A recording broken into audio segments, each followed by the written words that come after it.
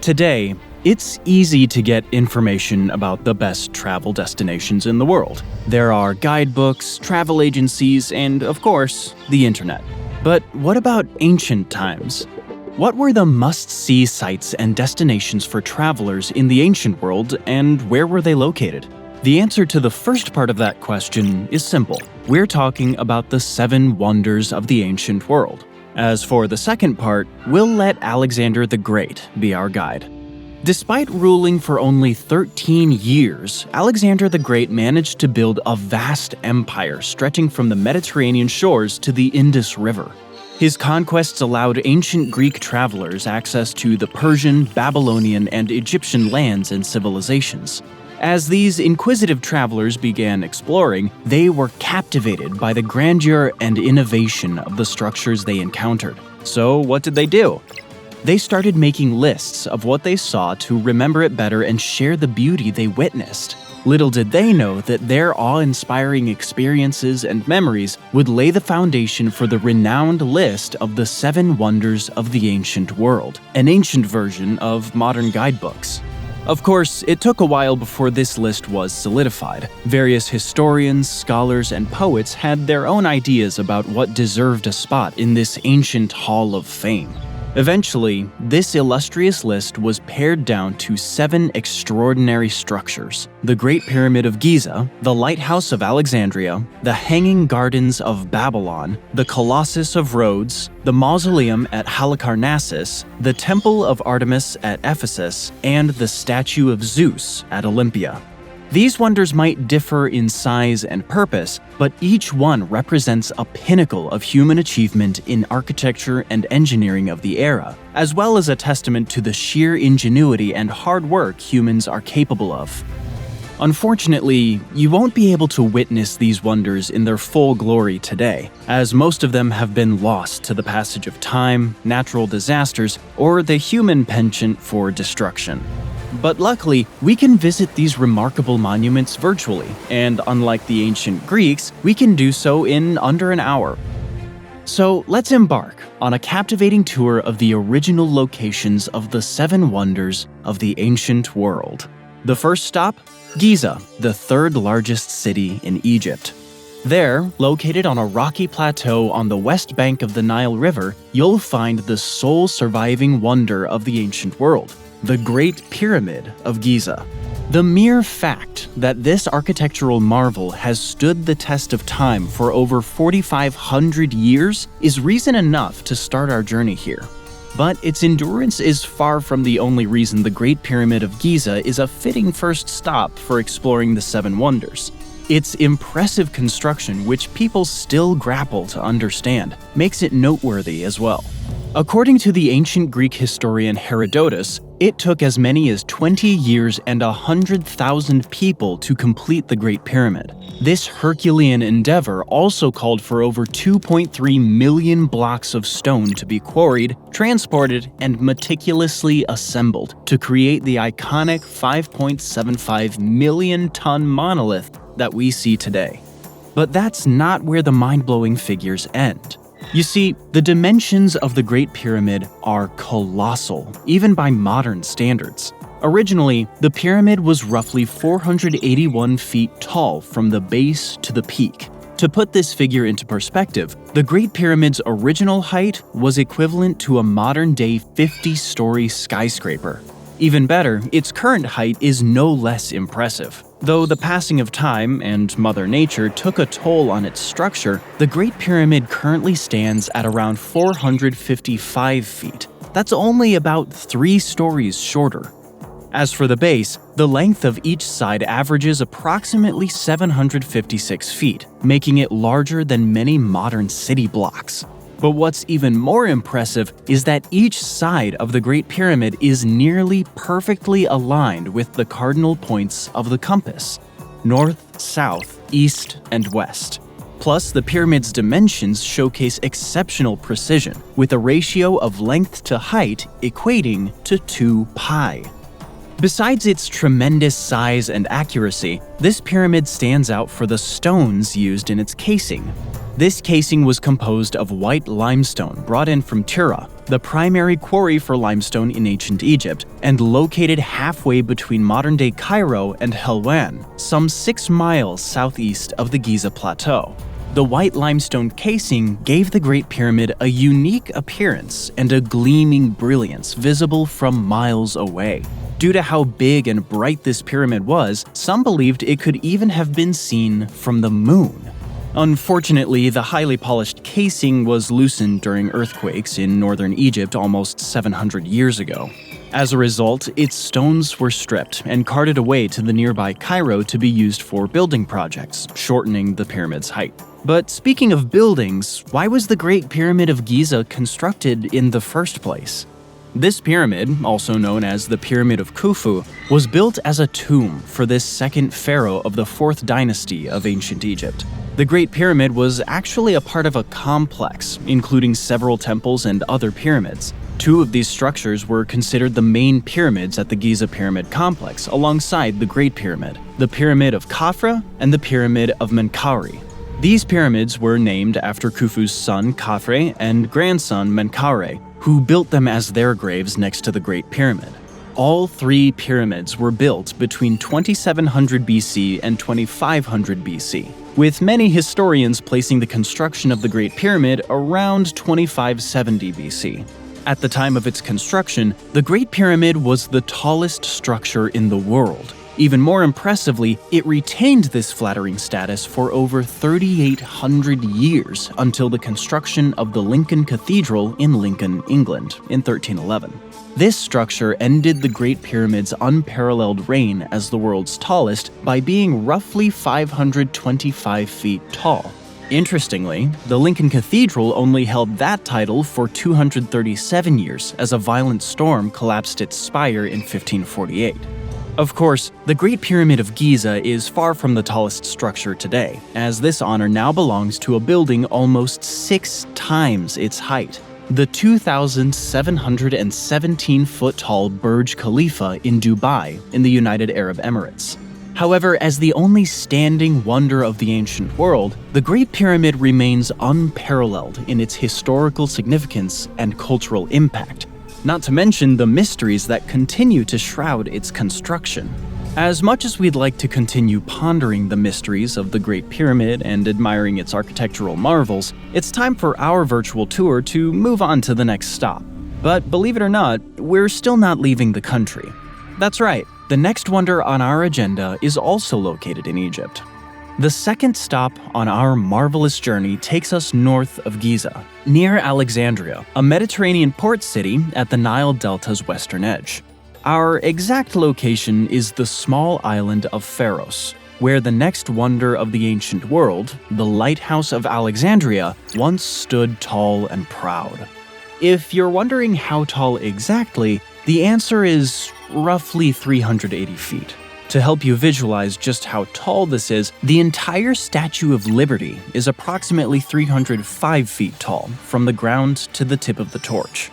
This legendary lighthouse, perhaps the most famous in history, was completed between 284 and 246 BC, during the reign of Ptolemy II Philadelphus. However, it was his father, Ptolemy I Soter, who commissioned the construction of the lighthouse shortly after declaring himself king in 305 BC. The purpose of this lighthouse was no surprise. It served as a navigational landmark for ships entering the busy harbor of Alexandria. However, the lighthouse's design is what made it truly remarkable. It was constructed in 3 distinct stages, all sloping inwards. Stage 1 was the square stone base, 98 by 98 feet. Stage 2 was a middle octagonal section, and Stage 3 was a circular section. According to some accounts, the top section housed a 16-foot statue of either Alexander the Great or Ptolemy II. Though this statue may or may not have been there, one object certainly was: a giant curved mirror. This mirror was used to reflect sunlight during the day. Legend has it that the focused sunlight from the mirror could be used to destroy enemy ships, setting their sails or wooden structures on fire. So it's no wonder that it's also said that this intense light could be seen up to 35 miles away. But what about the night? At night, a fire was lit to guide the travelers. The wood used for the fire was transported up using a ramp and a dumbwaiter within the lighthouse. This ingenious design was initially attributed to Sostratus of Cnidus, a Greek architect and engineer, but this claim was later disputed. Although the true identity of the architect remains uncertain, one thing's for sure. They created a technical masterpiece that would go on to inspire all the subsequent lighthouse designs for centuries. Best of all, the Lighthouse of Alexandria still stood for many centuries. At approximately 1600 years, this lighthouse is the third longest standing wonder of the ancient world. With that said, what led to the demise of this magnificent lighthouse? Just as with the Great Pyramid's casing, the answer is simple: earthquakes. It's believed that as many as 22 earthquakes contributed to the gradual destruction of the Lighthouse of Alexandria. However, the most detrimental ones occurred in 956, 1303, and 1323 AD. By 1480, the lighthouse was gone entirely. Its ruins, bits of marble blocks, were used to construct the citadel of Kaipe, a defensive fortress at the western end of Alexandria. But if the lighthouse no longer existed by 1480, how do we know not only of its construction, but its design? Through ancient coins. Images of the Lighthouse of Alexandria can be found on bronze coins dating from AD 133, giving some indication of its impact on the entire world. In fact, the impact of the Lighthouse of Alexandria was so profound that many languages adopted the name of the island it stood on, Pharos, as the root word for the word lighthouse. Take French, for example. In that language, the word for lighthouse is, and apologies to any native French speakers if I butcher this, phare. For our next stop, we'll have to travel in the opposite direction, to the east. We're in the present-day city of Al-Hilal in Iraq. Here, near the Euphrates River, stood arguably the most intriguing wonder of the ancient world: the Hanging Gardens of Babylon. What makes this wonder so intriguing? Is it its unparalleled beauty? Or perhaps it's the unbelievable irrigation system? Not quite. It's the fact that the Hanging Gardens of Babylon might not have existed at all. There's almost no first-hand evidence or archaeological proof to definitively confirm their existence. For instance, no major Babylonian or Greek historians mention them in their writings. So how did it make the list? Those same writers, such as Diodorus Siculus, describe them so vividly that it's hard to dismiss the existence of such a marvel entirely. So, what did they say these gardens looked like? They describe blooming flowers, luscious fruit, majestic terraces, cascading greenery, impressive waterfalls. These were just some of the enchanting elements that supposedly adorned the Hanging Gardens of Babylon. These gardens were planted as high as 75 feet above ground level, creating a stunning vertical oasis. But what was the purpose of the Hanging Gardens of Babylon? Though the purpose of the first two wonders we discussed, the Great Pyramid of Giza and the Lighthouse of Alexandria, was purely practical, this time the ancient wonder takes a more symbolic, or better yet, romantic dimension. You see, these gardens were allegedly built by Nebuchadnezzar II, the longest reigning king of the Babylonian dynasty, for his wife Ametis, who was originally from Media, a region in the northwestern part of modern-day Iran, filled with green hills and lush landscapes. Comparatively, the arid surroundings of Babylon, located in the middle of the desert, were significantly less appealing to her, to say the least. To remedy this, Nebuchadnezzar reportedly commissioned the Hanging Gardens, a spectacular display of nature's beauty in the heart of Babylon. Better yet, these gardens also contained trees and plants of Ametis's distant homeland to make her feel at home in Babylon. But as romantic as this sounds, it also raises a question about the existence of the Hanging Gardens of Babylon. If Babylon was so dry, how could the Hanging Gardens sustain such lush vegetation? Some reports and excavations suggest this issue was overcome thanks to an exceptional irrigation system that relied on a cellar well and chain pump to carry the water dozens of feet into the air. In other words, these gardens were self-watering. If this system sounds too good to be true, you're not the only one having doubts. Many historians would agree with you. However, this doesn't mean they believe the gardens never existed. They just don't think they existed in Babylon, despite what their name suggests. According to these historians, the Hanging Gardens of Babylon should actually be the Hanging Gardens of Nineveh. Nineveh is the present-day city of Mosul in northern Iraq, located on the eastern bank of the Tigris River. These gardens were reportedly constructed there by Sennacherib, the king of the Neo-Assyrian Empire. After the Assyrians conquered Babylon in the 7th century, Nineveh was often called the New Babylon, which could explain the confusion in subsequent descriptions of the Hanging Gardens. After all, Nineveh made much more sense for the location of these gardens, as the city had a well-documented system of ancient aqueducts, which could offer the necessary irrigation to sustain such grand gardens. But wherever these gardens were, one thing's for sure: they aren't there today. The Hanging Gardens of Babylon, or Nineveh, were utterly destroyed by the 1st century AD at the latest, either by wars, erosion, or a repeating offender, earthquakes. The fourth wonder on our list is the mausoleum at Halicarnassus, a city in southeastern Turkey. This wonder was also the second longest lasting construction on the list, defying the ravages of time and Mother Nature for over 1,700 years. As with the Lighthouse of Alexandria, you don't have to speculate about the purpose of this construction. As you might be able to tell by its name, it's clear it was meant to be a tomb akin to the monumental pyramids in Egypt. However, the contemporaries of this construction couldn't arrive at the same conclusion as quickly. Why? Because the word mausoleum hadn't been coined yet. This term actually originates from the mausoleum at Halicarnassus itself, or more specifically from the person behind its commissioning. The mausoleum at Halicarnassus was commissioned by Mausolus, a ruler of Caria and a satrap of the Achaemenid Empire, spanning from the Balkans in the west to the Indus Valley in the east. This mausoleum was supposed to be a glorious resting place for Mausolus and his sister wife, Artemisia II. Unfortunately for Mausolus, he died in 353 BC, before his mausoleum was completed. His grief-stricken wife took charge of the project, determined to honor her husband's memory with a monument that surpassed all others.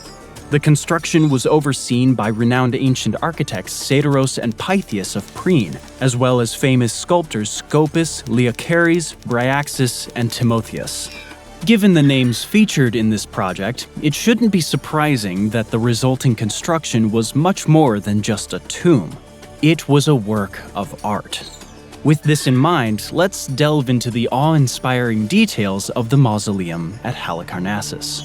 Like the Lighthouse of Alexandria, this mausoleum consisted of 3 layers, all rectangular. Layer 1 was a base, roughly 63 feet tall on its longer sides, north and south. Layer 2 featured the now recognizable columns, 36 of them, crowned by a pyramid-like roof consisting of 24 steps. And Layer 3, the top layer, showcased a 20-foot rendition of a marble 4-horse chariot with figures of Mausolus and Artemisia riding it. This entire mind-blowing construction was about 140 feet tall and made exclusively with gleaming marble. As previously mentioned, this majestic construction stood untouched for centuries, even surviving a raid by Alexander the Great. However, like other monuments on this list, it couldn't survive a series of earthquakes that rocked it to its core. A 13th century earthquake destroyed most of the mausoleum at Halicarnassus, while a 15th century one turned it to ash. This also means that the mausoleum was the last surviving of the 6 destroyed wonders of the world. Today, pieces of this once grand structure can be found in London's British Museum. The British Museum is also home to fragments of our next wonder of the ancient world, the Temple of Artemis at Ephesus. To visit this wonder, we'll stay in present-day Turkey, traveling to Ephesus, an ancient Greek port city roughly 2 miles southwest of modern-day Selçuk in Izmir province. This ancient site actually housed as many as 3 iterations of this remarkable temple. The original structure was built to celebrate Artemis, the Greek goddess of the hunt, and soon became a revered place of worship. Unfortunately, this temple was destroyed in the 7th century BC, and little is known about its form. The second Temple of Artemis was erected around 550 BC and was funded largely by King Croesus of Lydia. This new iteration, designed by the Cretan architect Chersiphron and his son Metagenes, was far superior to the first one. The new and improved Temple of Artemis was about 377 feet long and 150 feet wide, and surrounded by the iconic Ionic-styled columns, reportedly 40 feet tall. The columns and temple itself were decorated by some of the most celebrated artists of the ancient world, including Endoios, who sculpted the new cult statue of Artemis housed within. The remarkable second version of this temple was destroyed by fire in 356 BC, but that's not the worst part. The worst part is that the fire was deliberately set by a man named Herostratus, who sought notoriety by destroying one of the most renowned structures of the ancient world. Legend has it that this horrible act was carried out on the same night Alexander the Great was born, creating a macabre association between the destruction of the temple and the birth of a legendary conqueror. Herostratus was put to death for his heinous crime, and the government declared uttering his name illegal. Unfortunately, this didn't stop his name from being known to history, essentially giving him what he desperately sought: immortality through infamy. But this senseless arson didn't stop the Ephesians from rebuilding the Temple of Artemis once again, and this time they made it even more grandiose. 450 feet long, 225 feet wide, and 60 feet tall. It was built of marble, glittered with gold accents, and surrounded by steps leading to a 400-foot-long terrace. It was precisely this version of the temple that was commemorated as one of the 7 wonders of the ancient world. In fact, it wasn't just commemorated as one of the wonders, it was regarded as the most beautiful and impressive of them all. Here's how Antipater of Sidon, an ancient Greek poet who created the first surviving Greek record of the 7 wonders, described the new Temple of Artemis.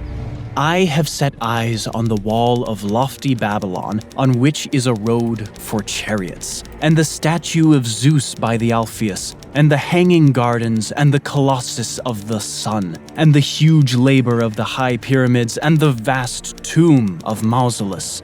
But when I saw the house of Artemis, that mounted to the clouds, those other marvels lost their brilliancy, and I said, Lo, apart from Olympus, the sun never looked on aught so grand. Eventually, this version of the temple was also destroyed by human hands with the coming of Christianity. This is our cue to leave present-day Turkey and move on to Greece, where we can find the remaining 2 wonders of the ancient world, also mentioned in the Antipater's quote. First up, the Colossus of Rhodes, erected in the city of Rhodes on the island of the same name. Despite a common misconception, this statue didn't straddle the entrance to Mandrake Harbor in Rhodes. Sure, this would have looked spectacular, but it was just not feasible from an engineering standpoint. In reality, the Colossus of Rhodes likely stood beside the harbor, blessing and protecting the city. So what exactly did the Colossus of Rhodes look like? Well, the Colossus of Rhodes, a 107-foot-tall marvel designed by the sculptor Chares of Lindos, was a gigantic sculpture of Helios, the Greek sun god, raising a torch in one hand and holding a spear in the other. If this pose reminds you of another famous statue, it's no coincidence. The Colossus of Rhodes supposedly inspired the French sculptor Auguste Bartholdi when he created the iconic Statue of Liberty in New York City. But this is far from the only incredible information regarding the Colossus of Rhodes. According to legends, the Colossus of Rhodes was funded by Rhodians themselves after selling tools and equipment left behind during a Macedonian siege in the 4th century BC. In fact, the statue was supposedly built to celebrate the city's successful defense against the siege led by Demetrius Poliorcetes. The Colossus was built using bronze, but was reinforced with iron and weighed down with stones. Unfortunately, as we know now, this wasn't enough to keep this colossal statue standing. The statue, which took 12 years to construct, only stood there for some 50 years, from 282 BC to 224 BC, when it was destroyed by an earthquake.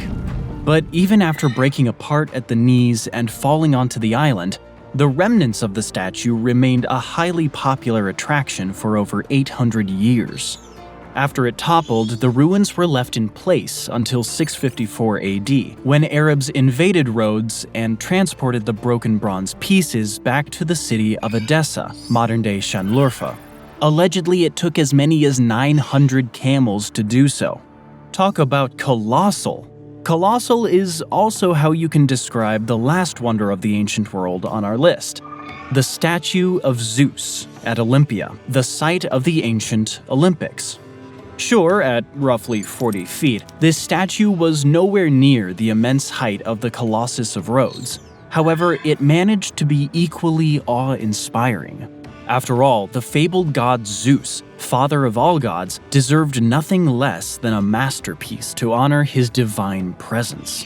This wonder was built in 430 BC by the most renowned sculptor of that time, Phidias, also known as Phidias. The statue was carved from ivory and encrusted in gold and precious gems. It depicted Zeus sitting on a cedar wood throne while holding a life-size statue of Nike, the goddess of victory, in one hand and a scepter topped with an eagle in the other. The statue of Zeus was said to fill the entire width of an aisle at the Temple of Zeus, with Zeus's head almost touching the ceiling. People even joked that Zeus couldn't stand up without hitting his head. Legend has it that this didn't bother Zeus, who struck the temple with lightning as a sign of approval soon after Phidias completed it. Unfortunately, Zeus seemingly wasn't able to save his statue from destruction. There are two conflicting accounts regarding the fate of the statue of Zeus. According to the first, the temple and in turn the statue were destroyed by an earthquake in 426 AD. The second prolongs the statue's life for about 50 years. According to this account, the temple was closed and the statue was moved to a temple in Constantinople, present-day Istanbul, where it was eventually destroyed in a fire. The unfortunate fate of the 6 out of the 7 wonders of the ancient world shows the fleeting nature of even the grandest achievements of human civilization. But no matter how long they lasted and how they were destroyed, the legacy of these wonders endures through the pages of history, art, and human imagination.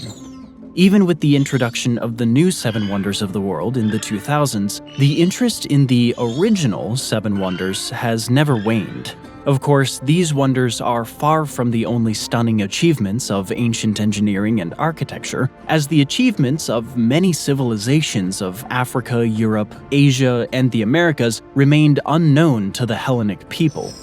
That's why you can also find lists of lesser-known wonders of the ancient world, featuring constructions like Newgrange in Ireland and the Lishan giant Buddha in China.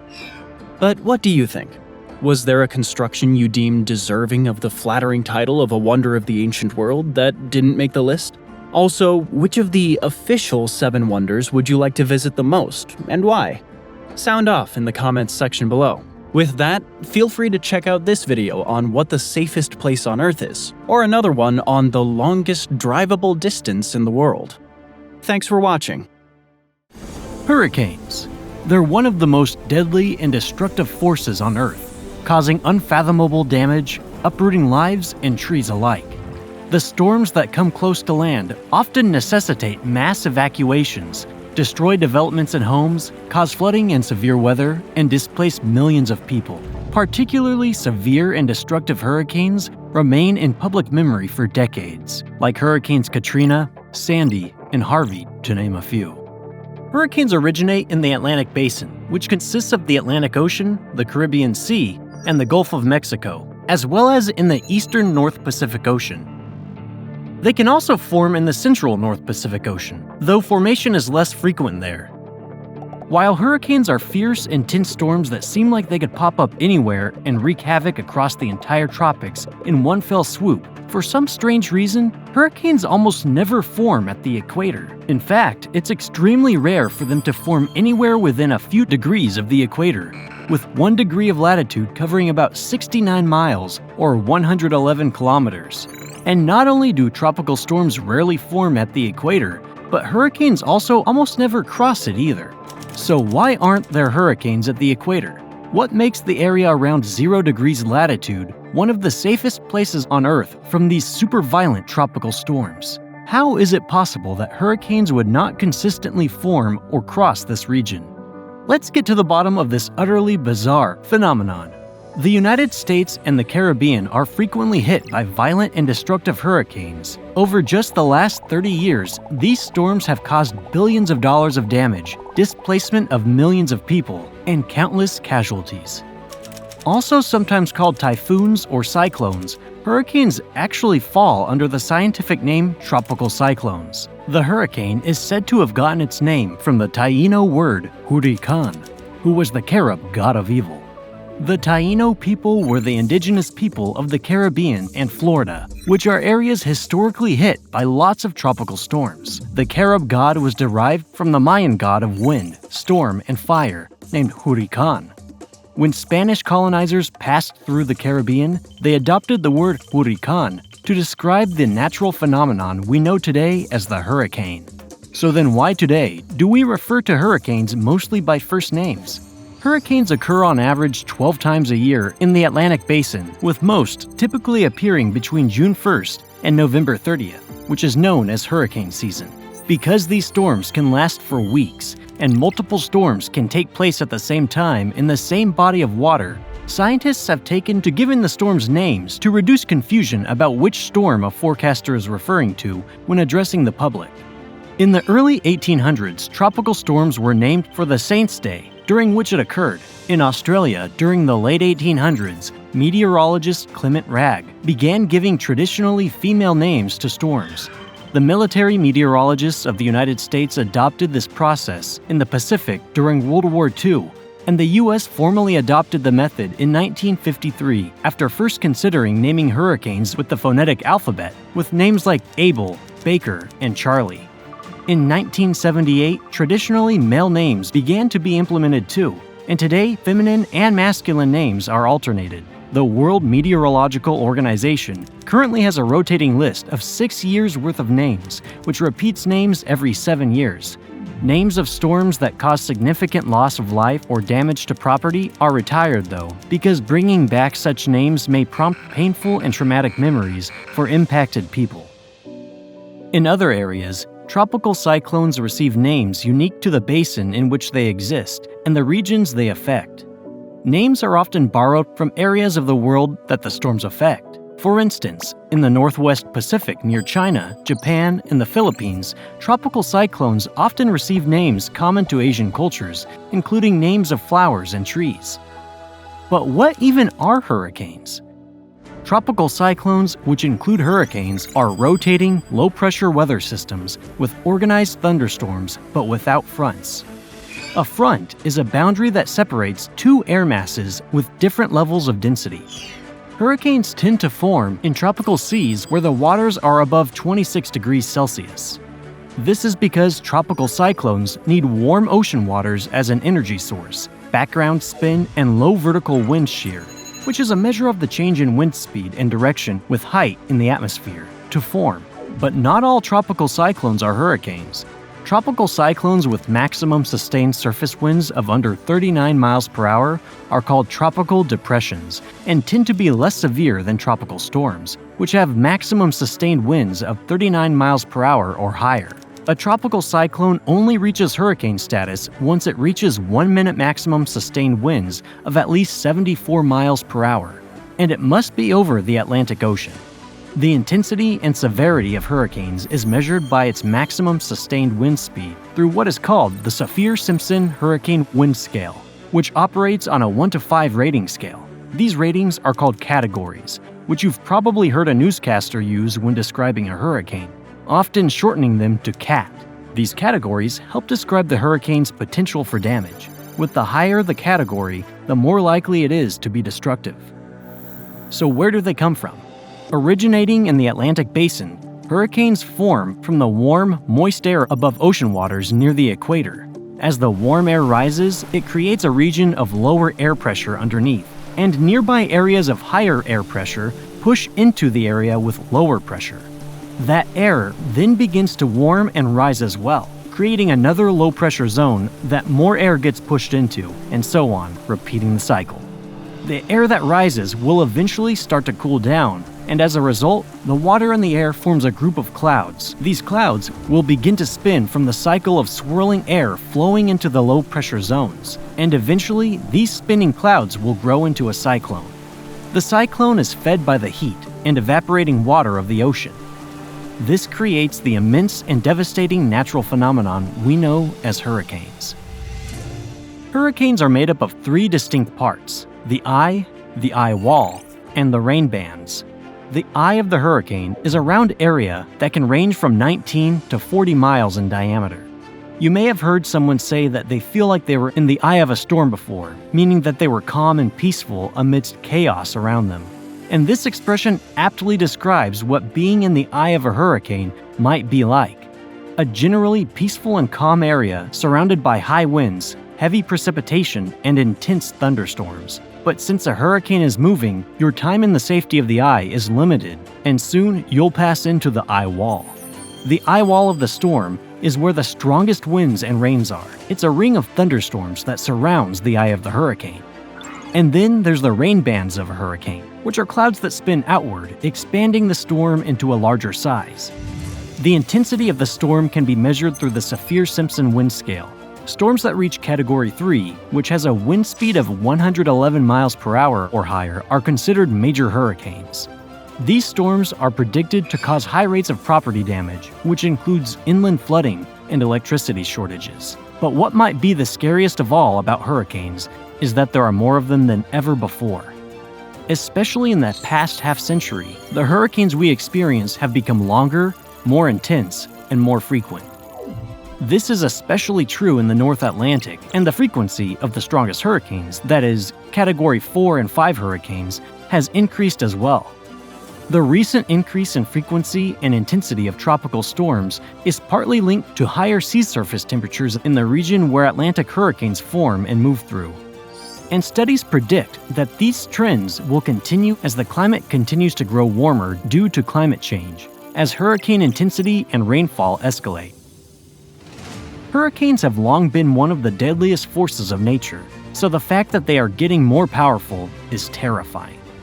Over a century ago, as early as 1893, the Cheniere Caminada hurricane was a powerful Category 4 hurricane that made landfall on the small island of Cheniere Caminada, Louisiana, which had wind speeds of over 130 miles per hour.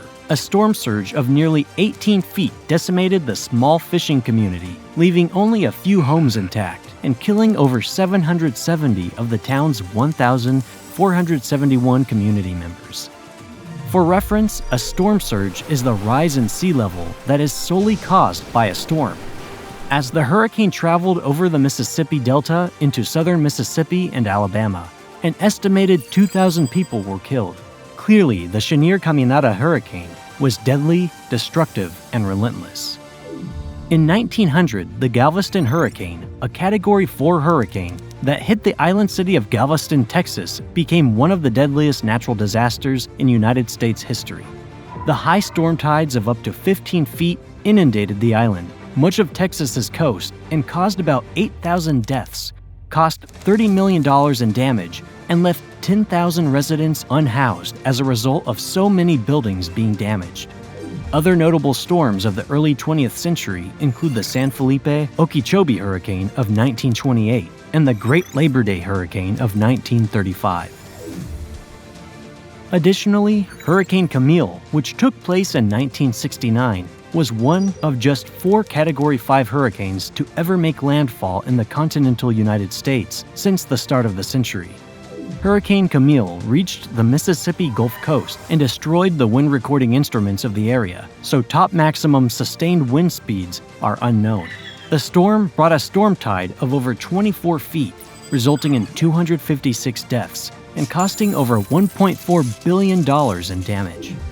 But perhaps the most severe in recent memory was Hurricane Katrina, which lasted for 9 days in August 2005 and caused $100 billion in damage. Hurricane Katrina was the costliest hurricane in United States history and was one of the top 5 deadliest hurricanes the United States has ever seen. The hurricane originated over the Bahamas, moved westward toward Florida, and made landfall there 2 days after forming. Hurricane Katrina then tore through the Gulf of Mexico, growing larger and stronger before again making landfall in southeast Louisiana. Hurricane Katrina was registered as a Category 5 hurricane at its peak in the Gulf of Mexico, but was downgraded to a Category 3 hurricane when it reached Louisiana. The devastation from the hurricane was incredible, with at least 1,245 people dying during the hurricane from the floods it caused. In the greater New Orleans area, 2/3 of the flooding was due to levee and flood wall failure, as the storm surge caused 52 breaches in the levee system, leading to mass flooding. Hurricane Katrina caused thousands to be displaced from their homes and forced to find shelter in poor, makeshift housing like the Superdome. In sum, Hurricane Katrina caused an estimated 4 times the amount of damage that Hurricane Andrew caused in 1992. One of the most brutal, widespread, and recent hurricanes that impacted the United States and Caribbean was Hurricane Sandy in 2012. Hurricane Sandy lasted for 12 days in late October and early November of 2012. In the United States alone, the hurricane had a wide-ranging impact, affecting the entire eastern seaboard from Florida to Maine, totaling 24 states. The tropical storm developed from a tropical wave in the West Caribbean and intensified to hurricane status before making landfall near Jamaica and then Cuba. After that, the hurricane traveled up along the eastern coast of the continental United States, reaching all the way to New Jersey with hurricane-force winds.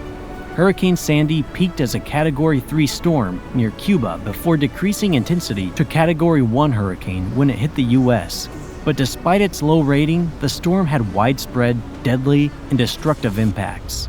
In New York City, a storm surge caused the city's streets, tunnels, and subway lines to flood. As a result, areas within and around the city lost power and financial markets in the area closed. In New York, 71 people died as a result of Hurricane Sandy, and 233 people died total. For those 12 days, much of the eastern United States was in a state of emergency, with many people living without power and electricity for the weeks it took to repair. The impacts of the hurricane extended all the way to the Midwest, reaching Michigan and Wisconsin, which experienced gale-force winds and high waves from Lake Michigan. Together, the intensive damage caused by Hurricane Sandy cost $75 billion. Other notable hurricanes in recent years include Hurricane Ike in 2008, which hit Cuba and Texas and caused $37.5 billion in damage. Hurricane Wilma of 2005, which went down in history as the most intense tropical cyclone ever recorded in the Atlantic Basin in the same year that Hurricanes Katrina and Rita had already hit. And Hurricane Andrew, which when it struck the Bahamas, South Florida, and the Gulf of Mexico, and Louisiana in 1992, was the most destructive hurricane in American history. When adjusted for inflation, Hurricane Andrew remains the third most costly hurricane in history, destroying 63,000 homes and damaging another 101,000, causing $500 million in damage to oil companies and catalyzing at least 28 tornadoes on the Gulf Coast. When all is said and done, hurricanes seem to be getting stronger, more intense, and are beginning to cause more and more damage. Hurricanes clearly are relentless, unstoppable, and unforgiving storms that wreak havoc throughout the Atlantic Basin. You might assume that the deeper into the tropics you go, the more likely it is to come across a tropical cyclone. However, the equator just might be one of the safest places in the world in terms of hurricane risk. Although the equator is warm and tropical, hurricanes rarely form within 300 kilometers, or about 186 miles, of the equator.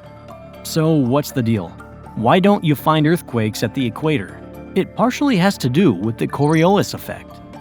Hurricanes that form south of the equator spin clockwise, while storms formed north of the equator spin counterclockwise. This is caused by the Earth's spin, which causes the air to be pulled clockwise or counterclockwise in the northern and southern hemispheres respectively.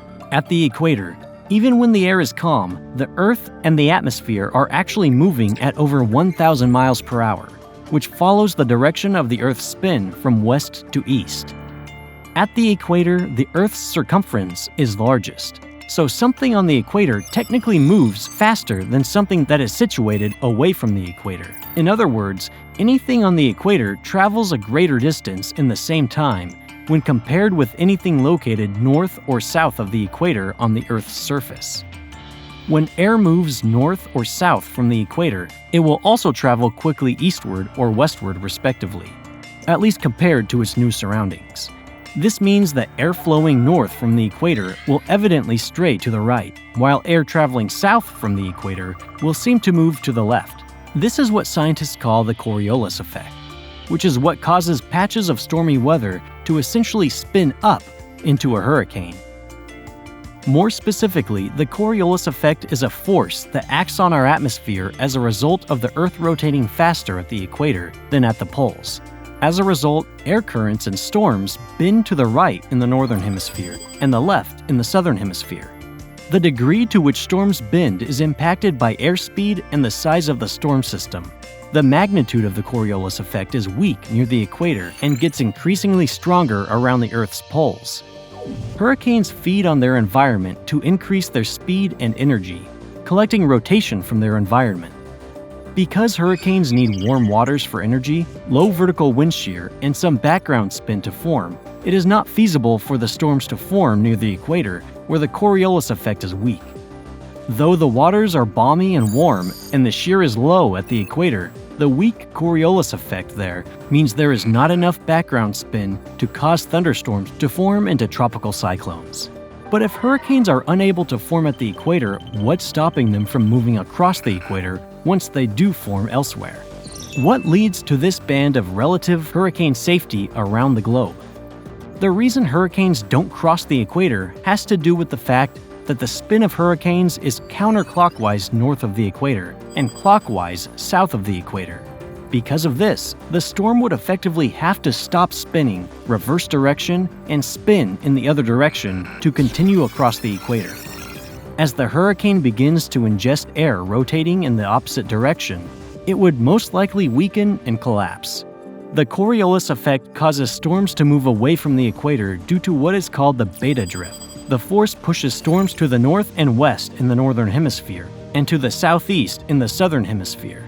Because the tropics lack large-scale weather patterns, such as a cold front that might counteract its motion, tropical cyclones are never pushed across the equator. In theory, a hurricane could possibly cross the equator if it was the perfect storm, according to one professor of meteorology at the University of Hawaii. A well-developed storm could potentially be strong enough to continue its momentum over the relatively weak Coriolis effect and reach the equator. But it is highly unlikely and would take perfect conditions to accomplish. As a result, a hurricane crossing the equator is a phenomenon that has never been observed happening in the real world. Though hurricanes rarely form within roughly 186 miles of the equator, there are cases in which the improbable become reality. In fact, in 2001, Typhoon Vamay did just that. The typhoon was seen spinning about 93 miles north of the equator, but scientists say that this is a rare exception that happens less than once in a century. Scientists believe that winds interacting with the island terrain of the Indonesian archipelago may have contributed to such rapid rotation that Tropical Cyclone Vamay was able to approach the equator. Scientists suggest that even if it were possible for a storm to cross the equator, it wouldn't last long in any case. It is conceivable that a storm could cross the equator for a short distance, since around the equator there is fairly small opposing rotation.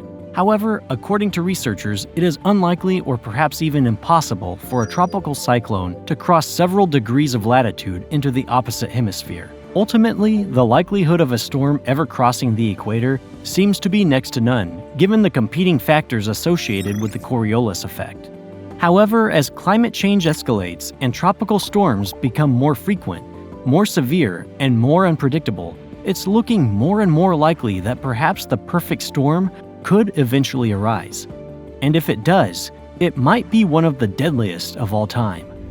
One potential game changer for this phenomenon lies in the fact that as climate change escalates, storms in the northern and southern hemispheres are predicted to get stronger, more intense, and more destructive. There is increasing precipitation associated with storms in more recent years, which is expected to continue into the future. The storm surges associated with these storms are also anticipated to increase with climate change. These changes within tropical storms are associated with increased ocean and air temperatures, as well as sea level rise caused by melting glaciers and sea ice. Scientists report that climate change is increasing the upper limit on hurricane strength and precipitation rates given increasing temperatures of the ocean and atmosphere, providing for more energy to the storm and more intense rain respectively. And it is expected that hurricanes will result in more damage to infrastructure, property, and human and animal life in the years to come. Though climate change does not impact the rotation of the Earth, and thus will not directly impact the chances of a hurricane crossing the equator, the phenomenon is associated with increasingly severe and frequent storms, which means there's a higher likelihood of a rare storm at a low altitude being able to achieve higher intensity and moving toward the equatorial region. In perfect conditions, such a storm may be able to better maintain there, as climate change increases the strength of the storms. But the Coriolis effect makes it highly unlikely for hurricanes to form near or cross the equator, and as a result, the equator and its surroundings is a virtually hurricane-free zone. Areas like Ecuador, Colombia, Indonesia, northern Brazil, Gabon, São Tomé and Príncipe, and parts of Kenya and Somalia may all be some of the coastal areas that are safest from the impacts of hurricanes, all situated around the equator. At the same time, storms that follow a trajectory toward the equator also likely will weaken and collapse due to the Coriolis effect. In some cases, the lack of spin and minimal time to develop while approaching the equator may be irreversibly catastrophic for those tropical storms. In a world where tropical storms and especially hurricanes are increasing in intensity and sometimes frequency, the Coriolis effect is one of the few predictable forces that counters the sporadic, violent, and relentless storms that so often destroy infrastructure and uproot human lives. By late this century, hurricane models predict, on average, that there will be a slight decrease in frequency of total tropical cyclones, but the strongest, Category 4 and 5 hurricanes, will grow to be more common. There is some uncertainty to whether this will definitely take place, but scientists believe that this trend represents the most likely outcome. At the same time, models almost unanimously predict that hurricane precipitation will increase as the Earth's average temperatures rise. This is all due to climate change, which is one of the factors that will most directly impact the creation, frequency, and intensity of hurricanes. With increasingly powerful and more frequent severe hurricanes, the likelihood of a so-called perfect storm increases. Though extremely unlikely, hurricanes near the equator could appear in the near future, although it seems unlikely that one will ever cross it. Hurricanes destroy lives, property, and infrastructure, costing billions of dollars of damage and displacing thousands of people. Despite their unrelenting and destructive ways, it's quite remarkable that the powerful storms are rendered weak and unstable when in proximity to the Earth's equator. The Coriolis effect, which impacts the spin of tropical storms and the planet alike, is a force to be reckoned with, to say the least. Most understand that the construction of the Panama Canal was necessary in order to significantly reduce the travel time of going around the tip of South America. While that is true, there are also much more treacherous and nefarious reasons why navigators wanted to explore the long way around. Today, we'll be learning about one of the most dangerous and infamous straits that exists in the world. A rite of passage for some of the most renowned explorers, adventurers, and scientists humanity has produced, and a region ordinary mariners and commercial ships avoid at all costs: the Drake Passage. First things first, where is the Drake Passage? And if it's so dangerous, why would anyone go there? The Drake Passage is the name for the body of water that spans the 620-mile gap between Cape Horn, Chile, and Antarctica. The same distance separating London and Berlin, or the distance of the Bering Land Bridge that connected Asia to North America 35,000 years ago, just before the last glacial maximum. The Drake Passage is the point of convergence of the Pacific and Atlantic Oceans, the two biggest bodies of water in the world, as well as the Southern Ocean. The average depth of the strait is 3,400 meters, or 11,150 feet deep. Though at its southern and northernmost ends, the depths can reach up to 4,800 meters, 15,700 feet deep, equal to the height of Mont Blanc, the tallest mountain in the Alps. As for the name, Drake's Passage, how did that come about? The story is wrapped up in the first wave of colonization and the struggles between the Spanish and early British empires to conquer land, dominate peoples, extract resources, and map the globe on their terms. The strait's name comes from Francis Drake, perhaps the most well-known seaman of the Elizabethan age, who played a huge role in the changing of the imperial guard between the Spanish Empire and the growing British one.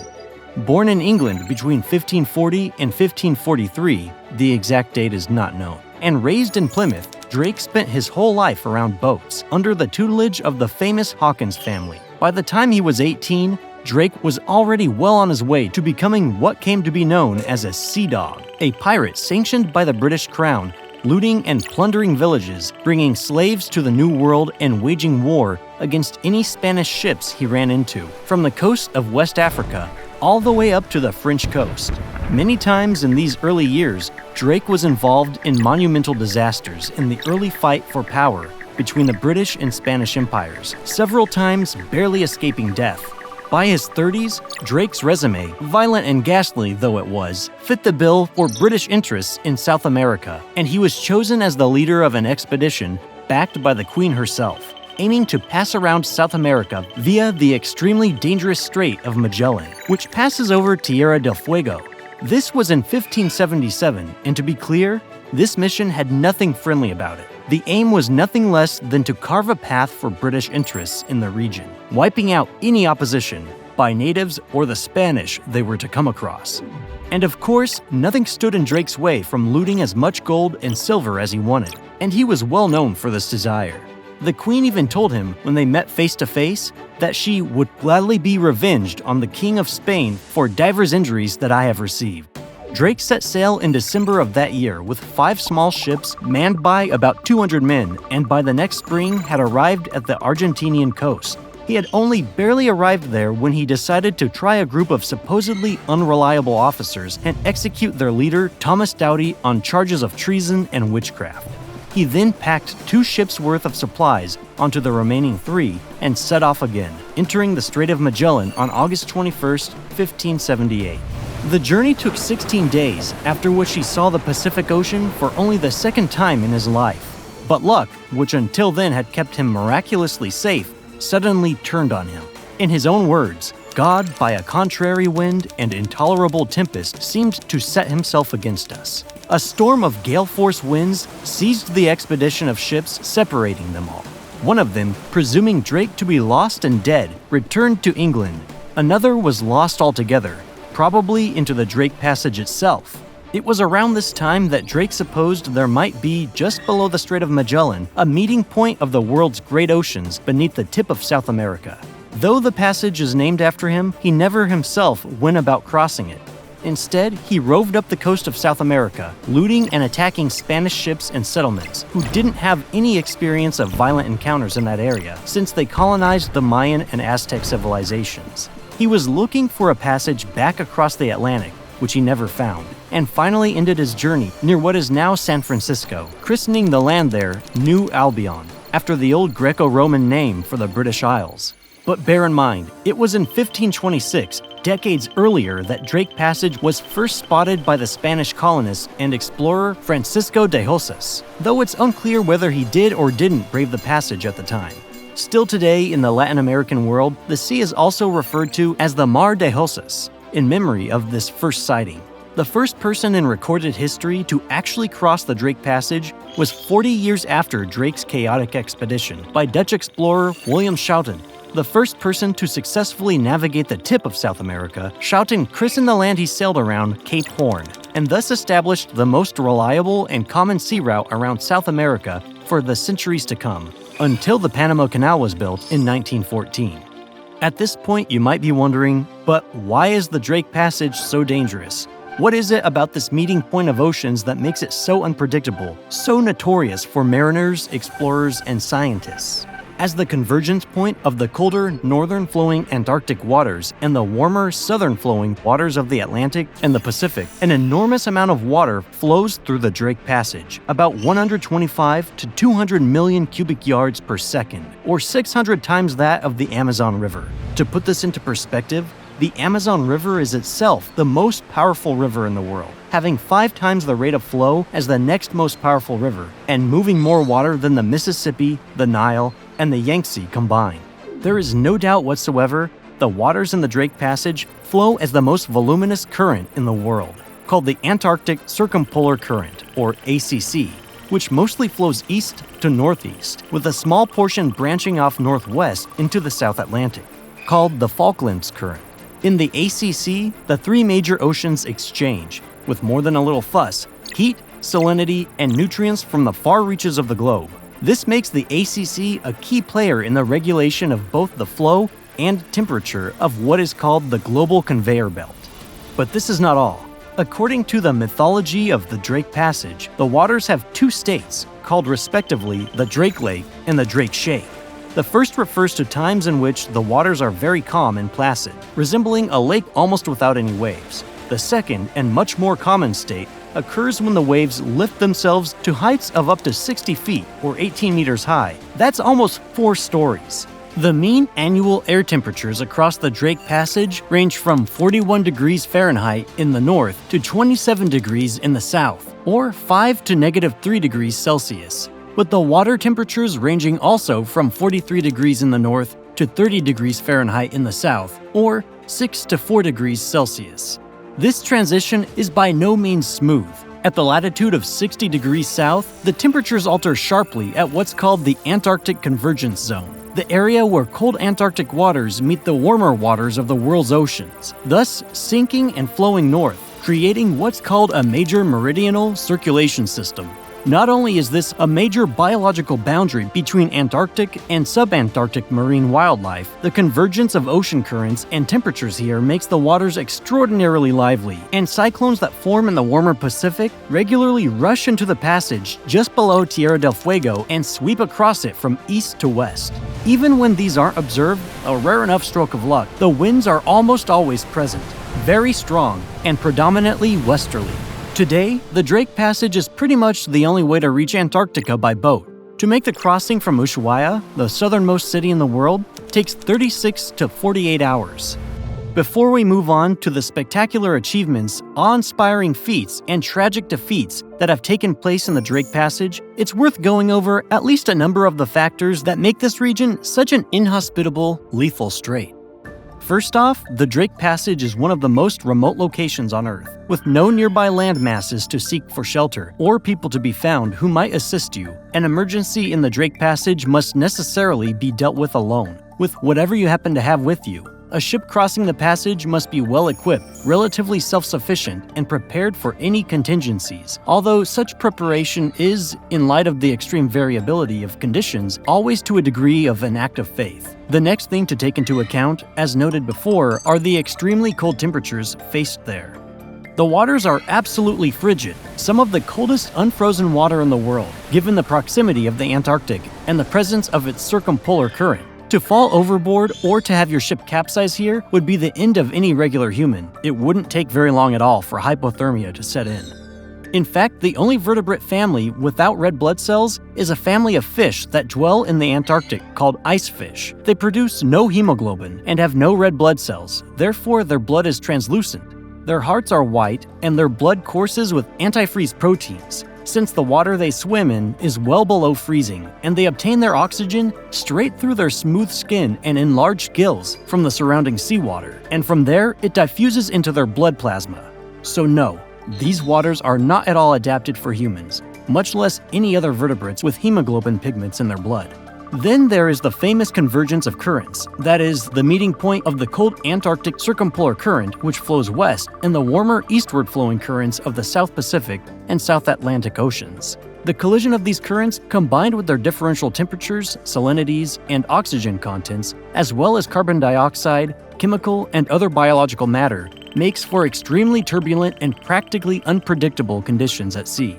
These include strong eddies and whirlpools even, making navigation through the region a major challenge. There's also the winds in the region to take into account.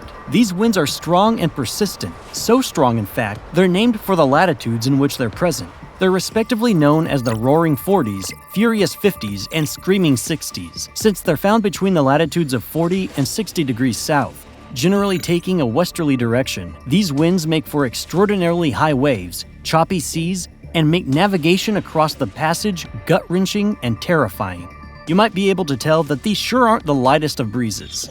What's more, these winds are coming from the warmer regions further north. The circulation of the hot air into the colder Antarctic system makes for extremely variable weather conditions, capable of changing in an instant.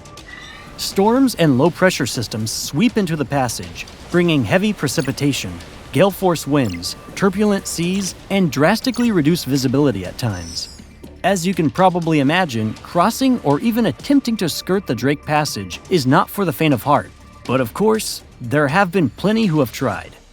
Long before anyone with a camera or journal set eyes on Antarctica, the continent was believed by many to exist. The ancient Greeks believed in what they called a terra australis incognita, or an unknown southern land, because they thought that the Earth must have a symmetry of landmass between the northern and southern hemispheres. In 1772, Captain Cook, a famous British explorer who just the year before had completed his own first circumnavigation of the globe, went in search of Antarctica. For the next 3 years, he tried, without any luck, to land on the southern continent, as it was called back then.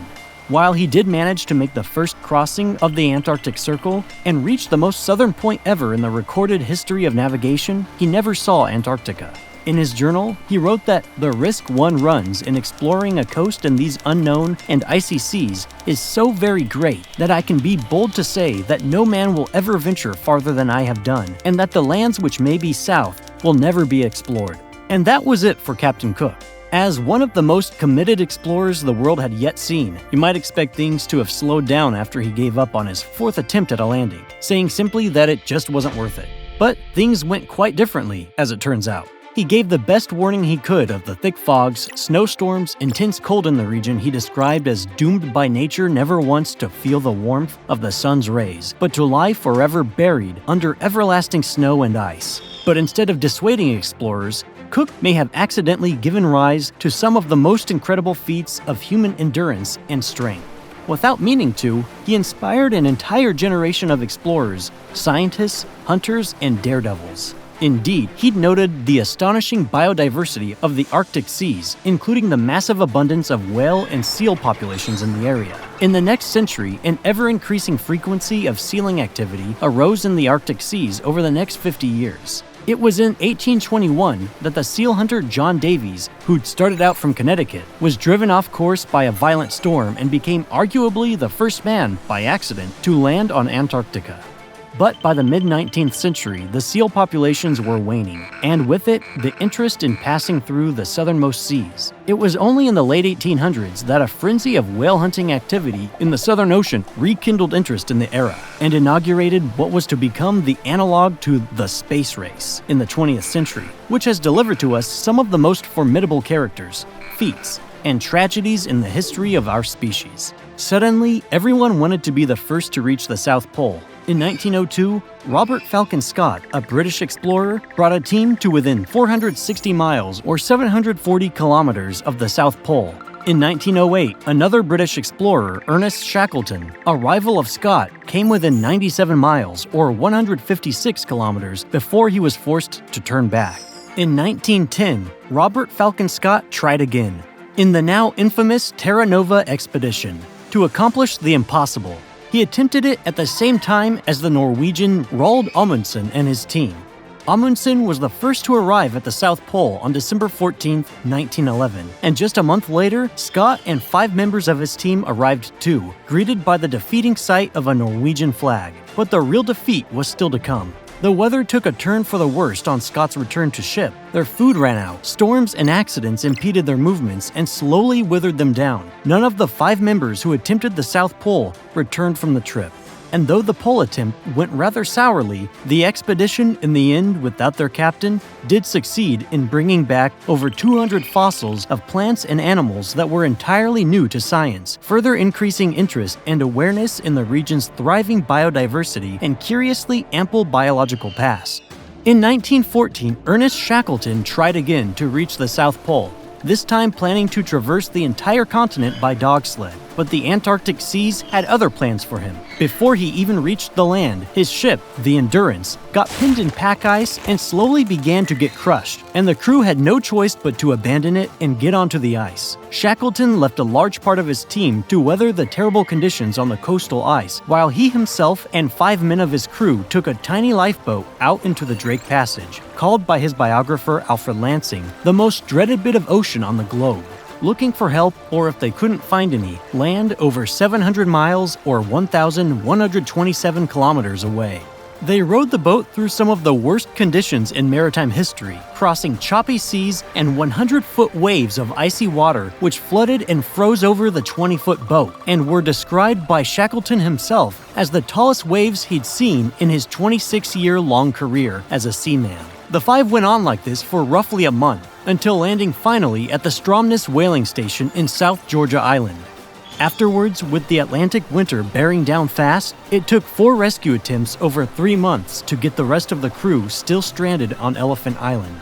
By some miracle, all of the members of the expedition survived, and the Endurance, their abandoned ship, was found by research scientists just over a year ago. This is the never-ending story of the Antarctic Circle and its seas, its stormy straits, and treacherous ice fields, and how it tempts the hardest of human wills before scarring them terribly, if not outright annihilating them. The courage and madness required to desire and take on such a quest was well summed up in Shackleton's phrase, "Antarctica is the last great journey left to man." But don't think stories of brave voyages only happened centuries ago. These valiant tales are still happening in modern times. On April 7, 2012, a yacht owned by Brazilian journalist and businessman João Laura Mesquita, called Mar Sem Fim, or Endless Sea, was traveling through the Drake Passage with 4 people on board, who were busy filming a documentary of the Antarctic coast, when winds of up to 62 miles per hour or 100 kilometers per hour caught the boat and pinned it into an ice bank. In the freezing cold, the researchers on board radioed into Chile calling for a rescue. The weather was so bad, it took over 4 days for the Chilean Navy rescue team to reach them in the tall waves and abominable winds. One of the Endless Sea's crew members, after being rescued, said, "Our evacuation was extremely risky. Waves of nearly 2 meters and 40-knot winds made operations really arduous. Luckily, all 4 of the crew members were able to jump to the Chilean Navy boat safely." But the Endless Sea's luck was not the same. The frigid Antarctic waters penetrated the ship, pooled up in the hull, and froze, expanding and cracking the hull open, and ultimately leading to the ship's new docking 10 meters or 33 feet below the water surface, at the bottom of the shallow bay. A year later, João Mesquita returned with a team of divers to attach buoys to the boat and bring it back up to the surface. But the ship was already a ghost of what it had been before. With only $700,000 in insurance coverage for the wreck, João had to let the yacht go. In the last 10 years, there have been several instances of abandoned boats trailing into the Drake Passage, such as the SS Orlova in 2013. And almost 100 years after the marooning of Shackleton's Endurance on the Antarctic ice, the exact same thing happened to the crew of the Magdalena Ollendorf in 2002, who thankfully were all rescued. This has led to intensified efforts to promote awareness of the drastically important biodiversity and biodynamics of the region, and the especially pernicious consequences of pollution and human debris in the region, such as abandoned ships. And while it may sound like everyone who attempts to traverse the passage ends in failure, that's not true. In December 2019, Colin O'Brady, a famous British explorer and adventurer, with 5 of some of the best rowers in the world, attempted the first human-powered passage across the most dangerous stretch of open ocean in the world. the 600-mile Drake Passage. They set off with a special rowboat designed to deal with the intense and trying conditions of the crossing, and on Christmas Day, December 25, 2019, after 12 brutal days on the open ocean, they became the first team in history to make the crossing.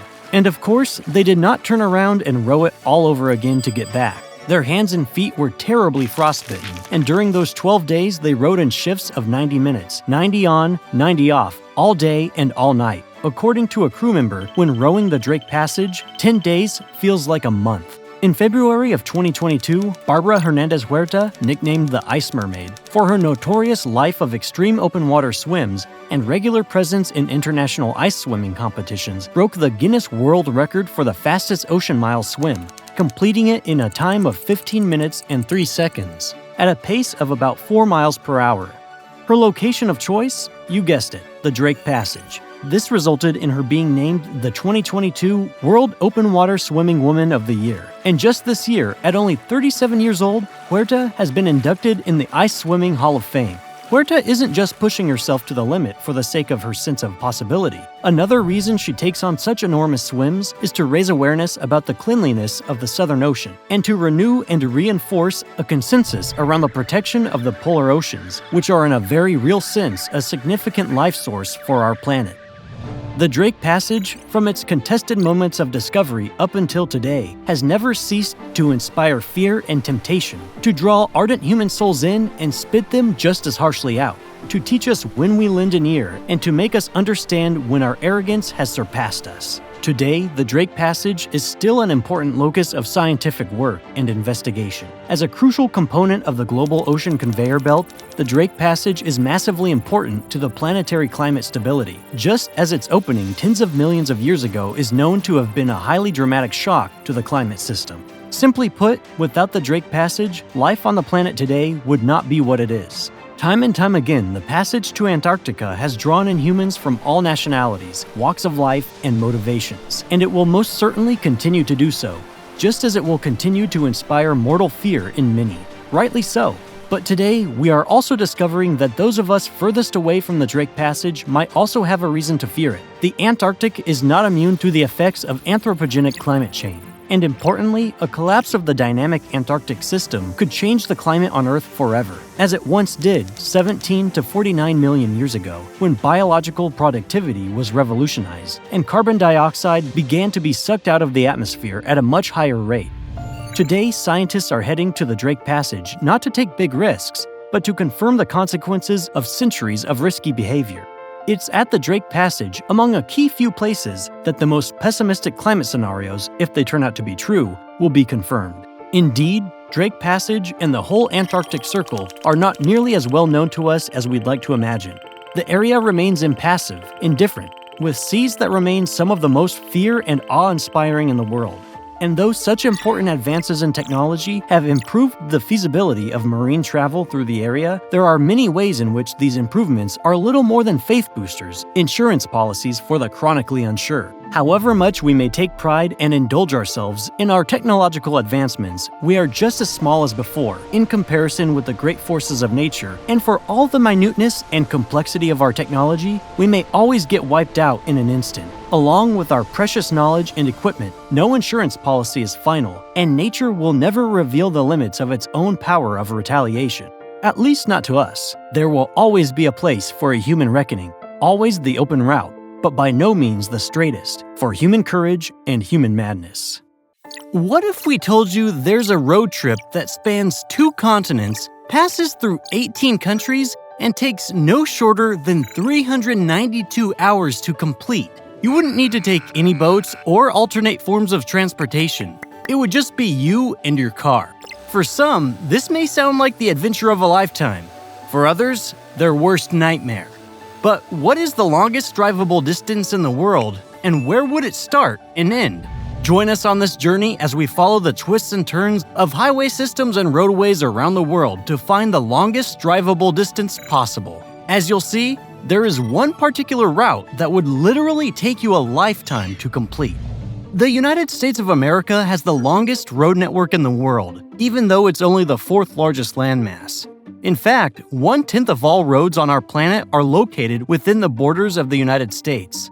On the other end of the spectrum are nations that have large amounts of territory composed of impassable geologic features or made up of islands where having extensive road systems just doesn't make sense.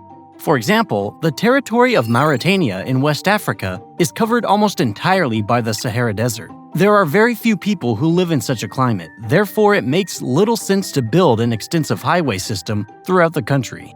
Instead, Mauritania has approximately 1 kilometer of road per every 100 square kilometers of land, or 0.62 miles of road for every 38.6 square miles. On the other extreme, there's Macau, an autonomous region of the People's Republic of China that has 1,427 kilometers of road for every 100 square kilometers, or 886.7 miles per every 38.6 square miles. So, not all roads are created equal, and not every country has a road network that would allow you to drive across its lands, which means that we won't be able to go on a road trip across the world that connects every country. So then, the question now becomes, where is the longest single stretch of road that does exist, and how long would it take you to drive it? There are a lot of things to consider for this investigation, so we're going to have to go around the world searching for some of the lengthiest roads, but in the end, the longest drive might be right outside your front door, depending on where you live, of course. Let's start with the one route that many people incorrectly believe to be the longest drivable distance in the world, but that's only true if you cheat. The Pan American Highway extends from Alaska all the way to the tip of South America. It's broken up into different roadways, but the route itself is drivable for almost the entire journey. And if you were to drive the entire distance, you'd pass through frozen tundra, lush tropical rainforests, and arid deserts during your journey. You would pass through 14 countries in total, including Argentina, Chile, Peru, Ecuador, Colombia, Panama, Costa Rica, Nicaragua, Honduras, El Salvador, Guatemala, Mexico, the United States, and Canada. You would also only be able to make the drive during certain times of the year. For instance, in much of Central America, you would need to wait until the dry season to prevent seasonal floods from washing you and your car off the road. Regardless of when you drive through Alaska, there will be ice and snow, so it would be important to have a vehicle that could handle all types of terrain. Let's hypothetically say you were going to drive from Prudhoe Bay, Alaska, south all the way to Ushuaia, Tierra del Fuego Province, Argentina, using the Pan American Highway. You would need to drive down the Alaskan Highway through Fairbanks before crossing into Canada and continuing through the contiguous United States. There are many routes you can take here, so it all depends on what you want to see. Eventually, you'd pass through San Antonio, Texas, and into Mexico. By the time you made it through Central America and reached Panama, you would need to start thinking about how to cross into South America. The problem is that all roads end in Yavisa, Panama, at what is called the Darien Gap. The only way through the rest of Panama and into South America is either by foot through the dense, untamed jungle or by ferry. It's not recommended that you hike through the Darien Gap, as the animals, insects, and daunting terrain can cause serious injury or death, even for the most experienced outdoorsmen. Plus, you can't take your car with you. Instead, you would likely need to load your vehicle onto a boat, take it to Nicoli, Panama, and hop back onto the road to proceed into Colombia. As soon as you take an alternate form of transportation, you technically aren't driving anymore. But if you drove the full distance, the Pan American Highway is approximately 19,000 miles or 30,000 kilometers long and would take an estimated 720 hours or 30 days to get from one end to the other, and that's with no breaks. But since you can't travel the full distance all in one go, that means the Pan American Highway is not the longest drivable distance in the world, and we'll have to leave the New World to find what we're looking for. But this brings up another interesting point. There haven't always been roads, so where did they come from, and how old are these vital transportation networks? Astonishingly, the first paved road that we know of dates back more than 6,000 years ago. In 4000 BCE, stones were laid in Mesopotamia, which is now modern-day Iraq, to create road networks to move goods and military forces. Archaeologists have found the remnants of these infrastructure projects at ancient cities such as Ur and Babylon. Around this time, the Sumerians were also using the first asphalt to cement bricks into place to create structures and temples. This type of substance wouldn't be used by Europeans or the United States for road construction for thousands and thousands of years. In Glastonbury, England, old roads have been found leading to Glastonbury Abbey, where devout Christians would make pilgrimages yearly. It's hypothesized that traffic caused by the huge number of people coming to visit the abbey resulted in the creation of roadways prior to 1000 CE.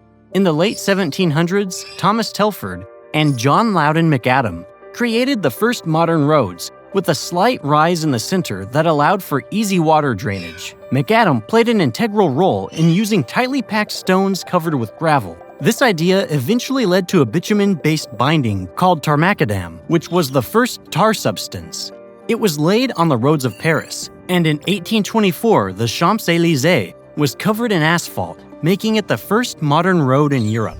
Only a couple of decades later, the United States would begin paving its own roads. This would be the start of the roadway infrastructure that spans the country today.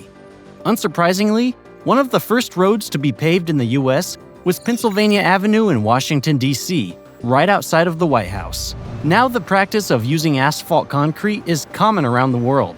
Pothole-filled dirt roads are being covered into smooth paved roads. Whether this is for better or for worse can be debated, but if you are a road trip lover, you can thank the Mesopotamians for inventing the first roads. But as we said, the longest roads aren't found in North America.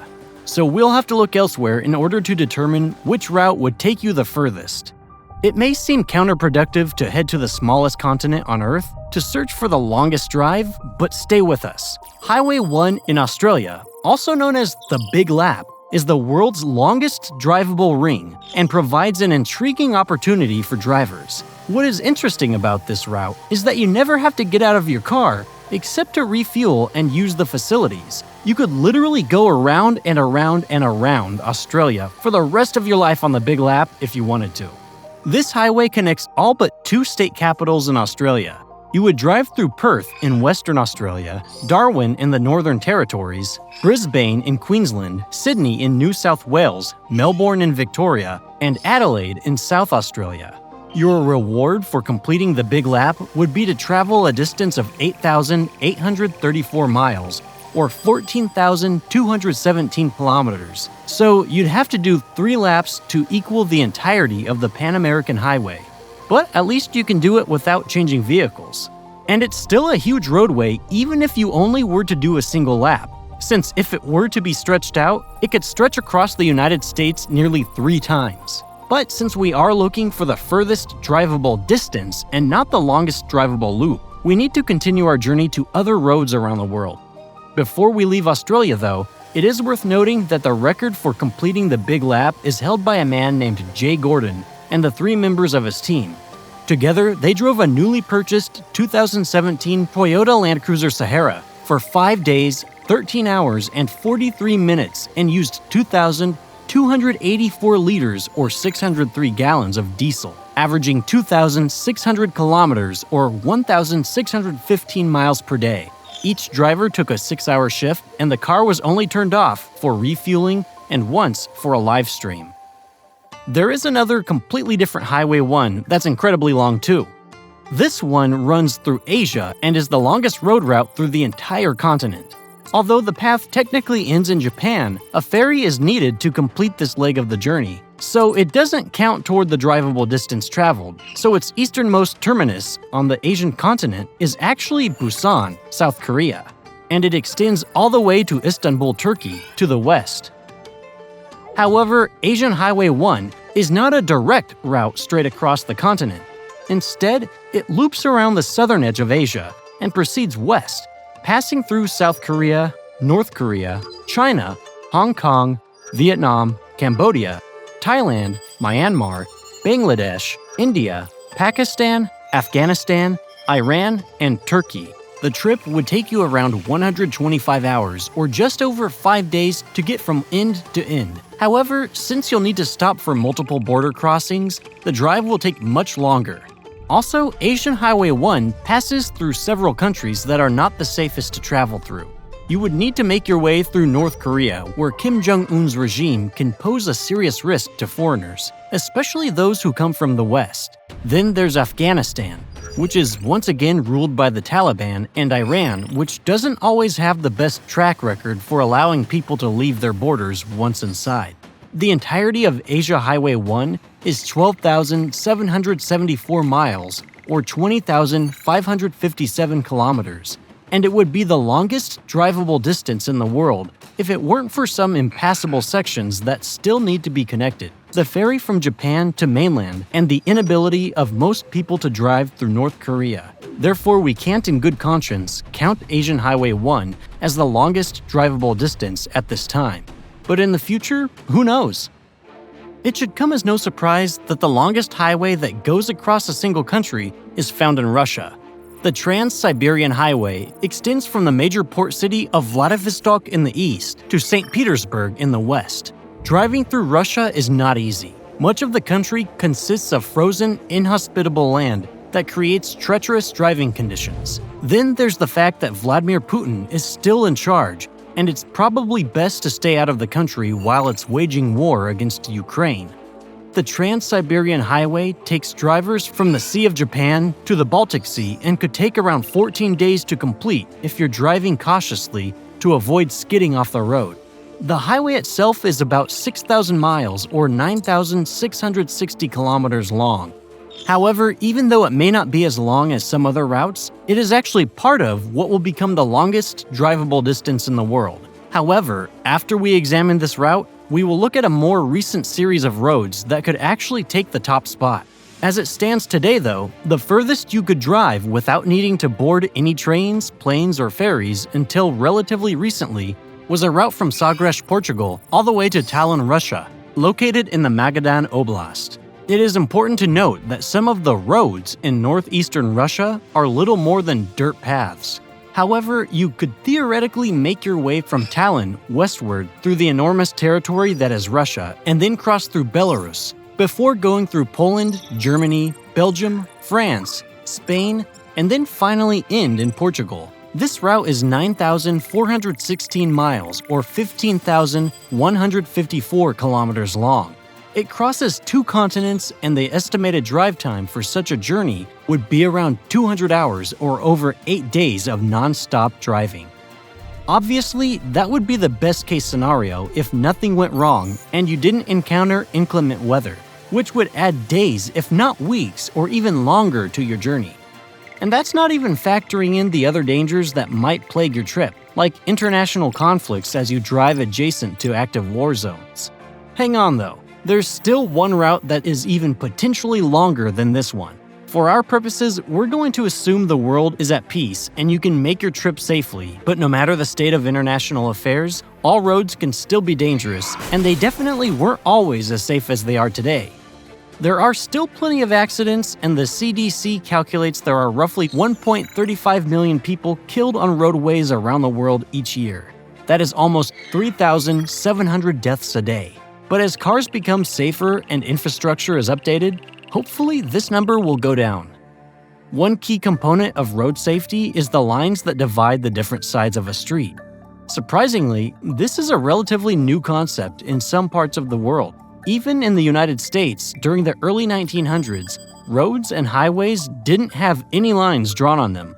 The craziest part is road lines actually came from spilled milk. Prior to road lines, drivers were just expected to stay on their side of the street and hug the right side of the roadway. Then, in 1911, Edward Hines noticed that a large number of accidents were happening around curves as drivers tended to drift into the opposite lane. Hines had been inspired to create white lines in the middle of the road to distinguish between the two sides when he saw milk spilling from a delivery truck on a newly paved road. The spilled milk left white dashes in the middle of the asphalt, which Hines decided could be created just as easily with white paint. In 1935, the US government gave local officials the option to paint center lines in either yellow, black, or white, depending on the color of the pavement. As of 1955, every state except Oregon adopted white lines as the center of roads. The Oregon government argued that the yellow lines were safer.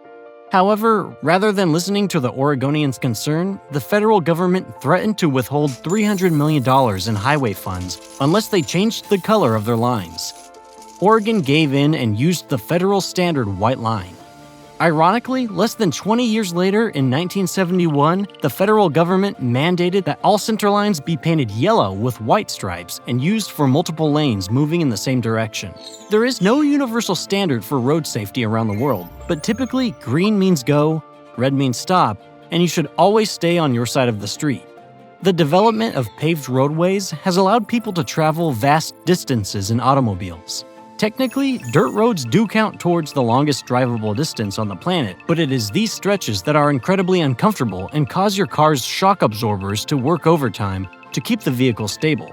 It's likely that more and more parts of the world will be connected by roads in the future. However, this might not be such a good thing. Hopefully, by the time we can drive around the world via newly completed road networks, cars will be much more efficient, and the longest drivable distance on the planet will be smooth riding. But now let's look at a more recent route that would put the previously held longest drivable distance on the planet to shame, and truly the absolute longest drivable distance in the world. Buckle up, because here we go. For the longest possible drive, you would start in the Maginot-Alden Sakha Republic, Russia, and head south. You would eventually make it to Turi Rog, which is located on the Russian-China border near Lake Khanka. The reason you can't start further north in Russia is because the only way to get across the Aldan River is by ferry, and that would be cheating. But if there were a bridge there, then after crossing into China, you could drive along the Pacific coast all the way to Nanning. You would then continue to follow the coast through Vietnam, Cambodia, and Thailand, then into Myanmar, and across the border to India, where you would drive around the entire subcontinent to the Pakistan border in the west. From here, you would cross into Pakistan, drive along the Arabian Sea, pass through Iran, Iraq, into Jordan, and drive through the southern tip of Israel. Once you were about to hit the Gulf of Aqaba, you'd continue west along Route 50 until you reach the Suez Canal, where you would drive under the waterway via the Ahmed Hamdi Tunnel. At this point, you would have crossed into Africa, the second largest continent on the planet. The challenge now is to find a roadway that'll take you from North Africa all the way to the very tip of South Africa. In order to do this, you would need to drive along the Mediterranean Sea in Egypt via Highway 40, pass into Libya through Tunisia and Algeria, continue into Morocco, pass by Casablanca, and then head south into Western Sahara. Once through Western Sahara, you'd follow the Atlantic coast into Mauritania. Next, you'd drive through Senegal, pass the easternmost border of the Gambia, and proceed through Conakry, Guinea. Then you'd cut east to Côte d'Ivoire. You would follow the coast along the Gulf of Guinea through Ghana, Togo, and Benin. The route would then proceed through Cameroon, the Republic of Congo, a small sliver of the Democratic Republic of the Congo, and into Angola. You would continue to drive south through Nambia and cross into South Africa, where you would connect to Route 7, which would bring you all the way to Cape Town. At the southernmost tip of the country, you would find Simonstown, cradled next to Table Mountain National Park. This would be a tremendous journey. It would be over 29,976 miles, or 43,413 kilometers in length. The expedition would take you around 617 hours, or over 25 and a half days, of just driving to complete, and you would pass through 32 different countries. Again, some parts of the drive would be treacherous, and you'd be traveling through some politically unstable nations, starting with Russia. But this route would be the longest possible drive in the world, where you wouldn't have to use any alternate forms of transportation. But that being said, if you could take 2 boats, then theoretically, you could drive across 5 different continents. If you were to start in Ushuaia, Tierra del Fuego province, Argentina, travel north all the way to Panama, where you take a ferry across the Darien Gap and continue north all the way to Alaska, you could then charter a ship to carry you and your car across the Bering Strait. You could be dropped off in eastern Russia, where you would be able to drive all the way to Portugal, cut back, and then proceed south to the tip of South Africa. This would be a long and very expensive journey, but with just 2 ferries, it would be possible to drive to 5 out of the 7 continents on the planet. The driving distance for this excursion would be well over 46,000 miles or 74,000 kilometers. It would take months to complete. but in the end, you would say you've driven the longest possible distance around the world. However, this is where things get really interesting. You've probably driven well over 46,000 miles in your lifetime, which means you have driven farther than it would take to travel across 5 continents. The routes we've been talking about in this video are the longest contiguous, non-repeating drivable distances in the world. If you were to drive around the 8,834 miles or 14,217 kilometers of the Big Lap over and over and over again, you could drive hundreds of thousands or even millions of miles during your lifetime. It's estimated that people living in the United States drive 13,500 miles or 21,726 kilometers per year. This means from the time they're 16 and can get a driver's license to when they're 80 and probably shouldn't be behind the wheel anymore, the average American drives about 864,000 miles or 1,390,473 kilometers. Obviously, this is only possible because they drive the same route over and over and over again. However, what if you were to drive every road in the world? How far would you have to drive to pass through every intersection and go down every dead-end street? Buckle up, because things are about to get absurd. If you bought a brand new car and set out to drive every road in the entire world, you simply wouldn't make it. There are an estimated 40 million miles or 64.4 million kilometers of roads on the planet. If you were to drive 60 miles per hour, which you wouldn't be able to do for most roads, and never stop driving, it would take you 666,667 hours to drive along them all. That's 27,778 days, or 76 years. Since you wouldn't be able to start driving until you were 16, you would be no younger than 92 by the time you finished. Needless to say, it's not possible for you or your car. The average car can last for around 200,000 miles or 321,870 kilometers if it's properly maintained. Using this statistic, you would go through approximately 200 cars and 615 sets of tires before you finished driving over every road in the world. And even if you somehow managed to complete this driving journey, you'd have to go back and do it all again as new roads are being built all the time. In the United States alone, there are around 6,500 miles or 10,461 kilometers of new roads built every year. So the longest drivable distance in the world is always changing as new roads are built and previous roads are connected.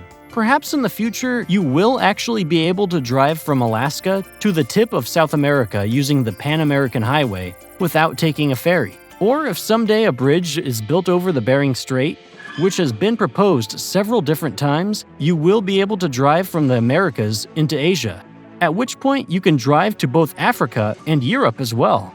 Australia, Oceania, and Antarctica will never be connected to the other continents via a roadway due to the vast swaths of ocean between them. It's also interesting to note that Antarctica is the only continent in the world that has no paved roads.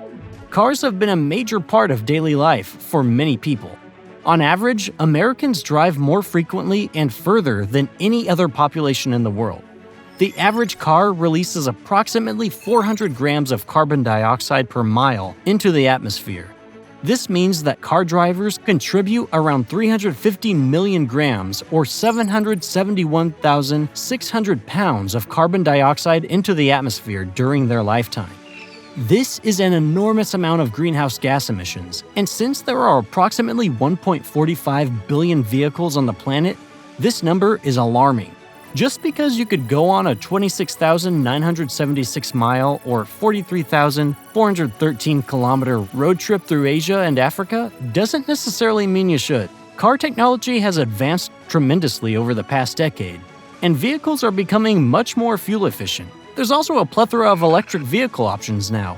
However, until the charging infrastructure around the world becomes more widespread and accessible, no one will be making any of the drives in this video using an electric car anytime soon. Now, to have more of your geography and history questions answered, be sure to go to watch The Real Reason the United States Bought Alaska from Russia, or check out Why There Is No Bridge Between Europe and Africa. What would happen if all of the ice in the world melted? As climate change escalates, you may find yourself wondering what a world without polar ice caps and glaciers would look like. Would you survive? And for that matter, would any humans survive? Where would the surviving people live? What would our planet look like? There are so many questions that arise when considering what might happen in a world without ice. Many science fiction movies and media have imagined what would happen if Earth was under such extreme conditions. You might be surprised to learn that even sci-fi's most apocalyptic predictions may pale in comparison to the reality of what would happen in the hypothetical where all the ice caps all melted overnight. In this video, we'll explore what conditions would cause all the ice in the world to melt, what all of the melting ice would do to the planet, society, and land as we know it, and who would survive. Let's let our imaginations run wild for a minute and consider what impacts we and the Earth would experience if all the world's ice caps and glaciers melted. One question we first have to explore is where the world's ice is located. One source of the ice is the polar ice caps. The polar ice caps are the massive layers of ice and snow that cover much of the Earth's lands, including Antarctica, Greenland, and parts of Canada and Russia. Eastern Antarctica is home to the largest ice sheet on the planet, while Greenland, West Antarctica, and other areas covered in the ice sheets are relatively smaller. In Antarctica, there is both an east and a west ice sheet. The East Antarctica ice sheet contains 4/5 of the ice on the planet, which has survived many periods of global planetary temperature changes. The eastern ice sheet holds water vapor that falls as snow on the eastern side of the continent. But if the planet returns to a climate like that of the Eocene epoch, which was the second of 5 epochs in the Tertiary period, it's unlikely that the eastern ice sheet will survive. In West Antarctica, there is a smaller sheet that was especially vulnerable to warmer climates. This sheet sits on bedrock that's below sea level, and as water beneath the ice sheet grows warmer, the ice sheet is slowly melting from below and is collapsing. Between 1992 and 2013, the ice sheet lost an average of 65 million metric tons of ice each year. Another source of the ice is glaciers in the Arctic. Glaciers are big chunks of ice that are created from the accumulation of snow over a long period of time. Glaciers are created in places with exceedingly low temperatures, like places at sea level and especially in high-altitude places like the mountaintops. As the temperature rises, glacier melting occurs, which has historically caused extreme flooding in the past and the loss of biodiversity in some places. You might be curious, thinking, well, how much ice is there in the world anyways? There is currently an estimated 5 million cubic miles of ice on our planet, so there would be an unthinkable amount of ice melt in this hypothetical situation we're exploring today. As you may be able to imagine, the consequences of the world's ice, that is, all 5 million cubic miles of it melting overnight, would be equally insurmountable and catastrophic, as we'll soon see. Though the conditions needed for all the world's ice to melt are unlikely to happen so quickly in reality, you might be wondering, what would actually happen if the world's ice all melted at once? What would happen to our planet and natural environment? Let's take a look and see. One of the biggest impacts of a global melting of polar ice and glaciers would be flooding. Because ice doesn't just melt, but instead flows down valleys like rivers, the flooding patterns depend greatly on the geological landscape of given places. Therefore, some parts of the planet would be more impacted by the flooding than others. We'll look more into where the most flooding would take place later on in this video. The projected rise in sea level in a world where ice caps and glaciers all melted would be significant, to say the least. If all our remaining ice melted overnight, sea levels would rise a projected 216 feet, which would especially impact coastal communities like Australia, where 80% of its population lives close to the coastline. But where exactly would all the water go?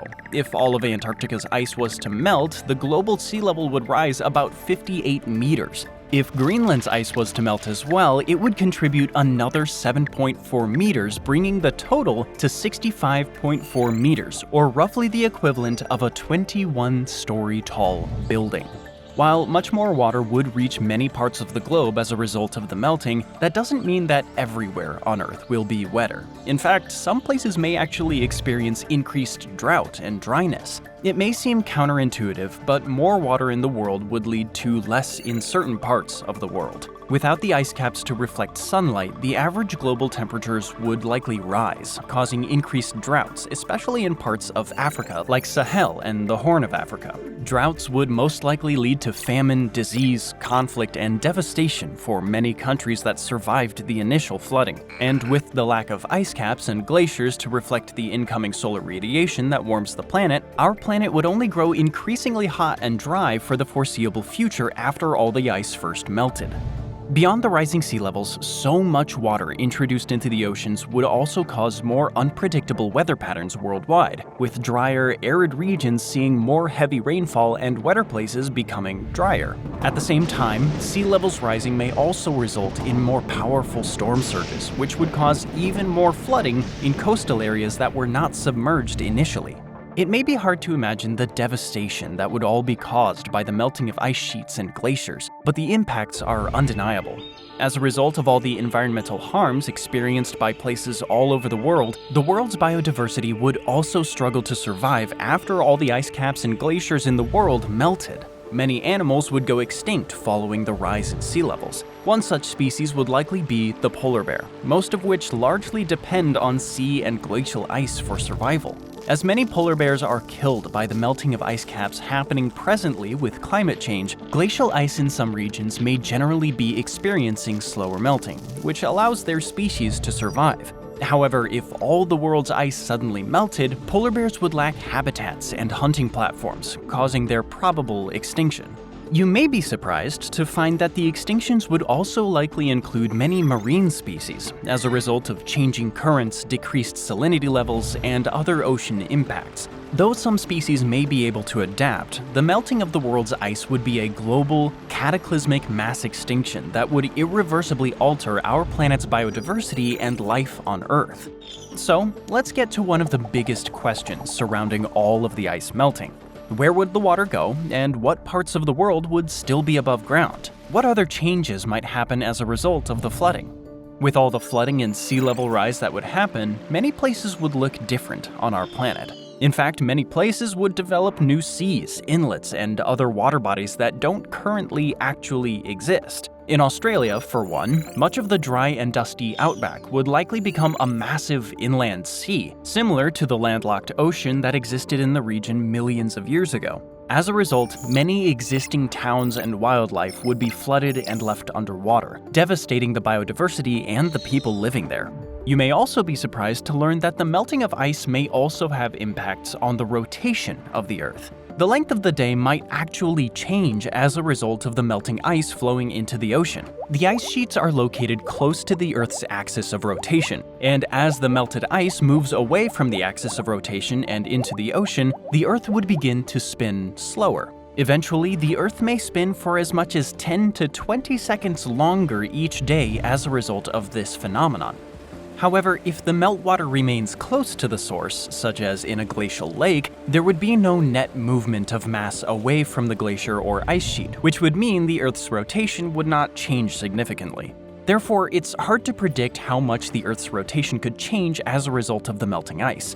Already, however, we are seeing today that there are already shifts in the Earth's axis of rotation since the 1990s. The geographic north and south poles of our planet are the points at which the Earth's axis of rotation intersects, but those poles are not fixed, and they shift depending on where on the planet mass is distributed. Historically, it's only been natural factors like ocean currents and the convection of magma that contributed to the shifting of the Earth's axis of rotation. But as the planet has begun to experience the loss of hundreds of billions of tons of ice each year due to climate change, the poles have begun to move as a result of anthropogenic impacts.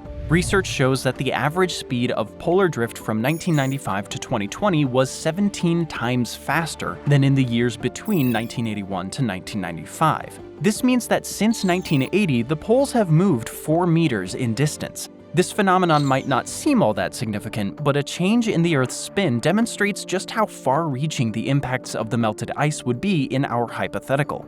So we have an idea on how it would affect the Earth, but how would it affect us humans? The planet may look very different as a result of so much melted ice flowing into the ocean and overtaking much of our continents. So where on Earth would be destroyed by the ice melt and where would be spared?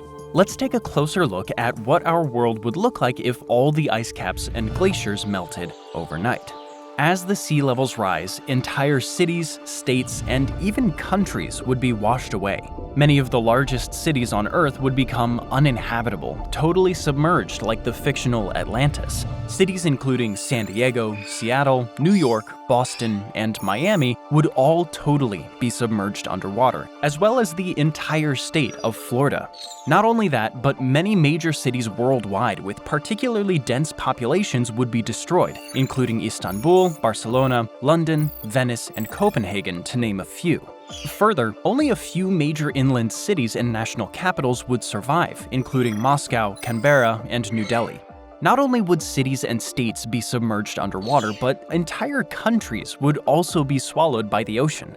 Small nation islands like the Maldives, the Marshall Islands, Kiribati, Tuvalu, and the Bahamas would all be eradicated by the melting of the whole world's ice. Larger countries like Bangladesh, which lies particularly close to sea level, would become part of the Bay of Bengal, and the windmills of the Netherlands would find themselves on the ocean's floor.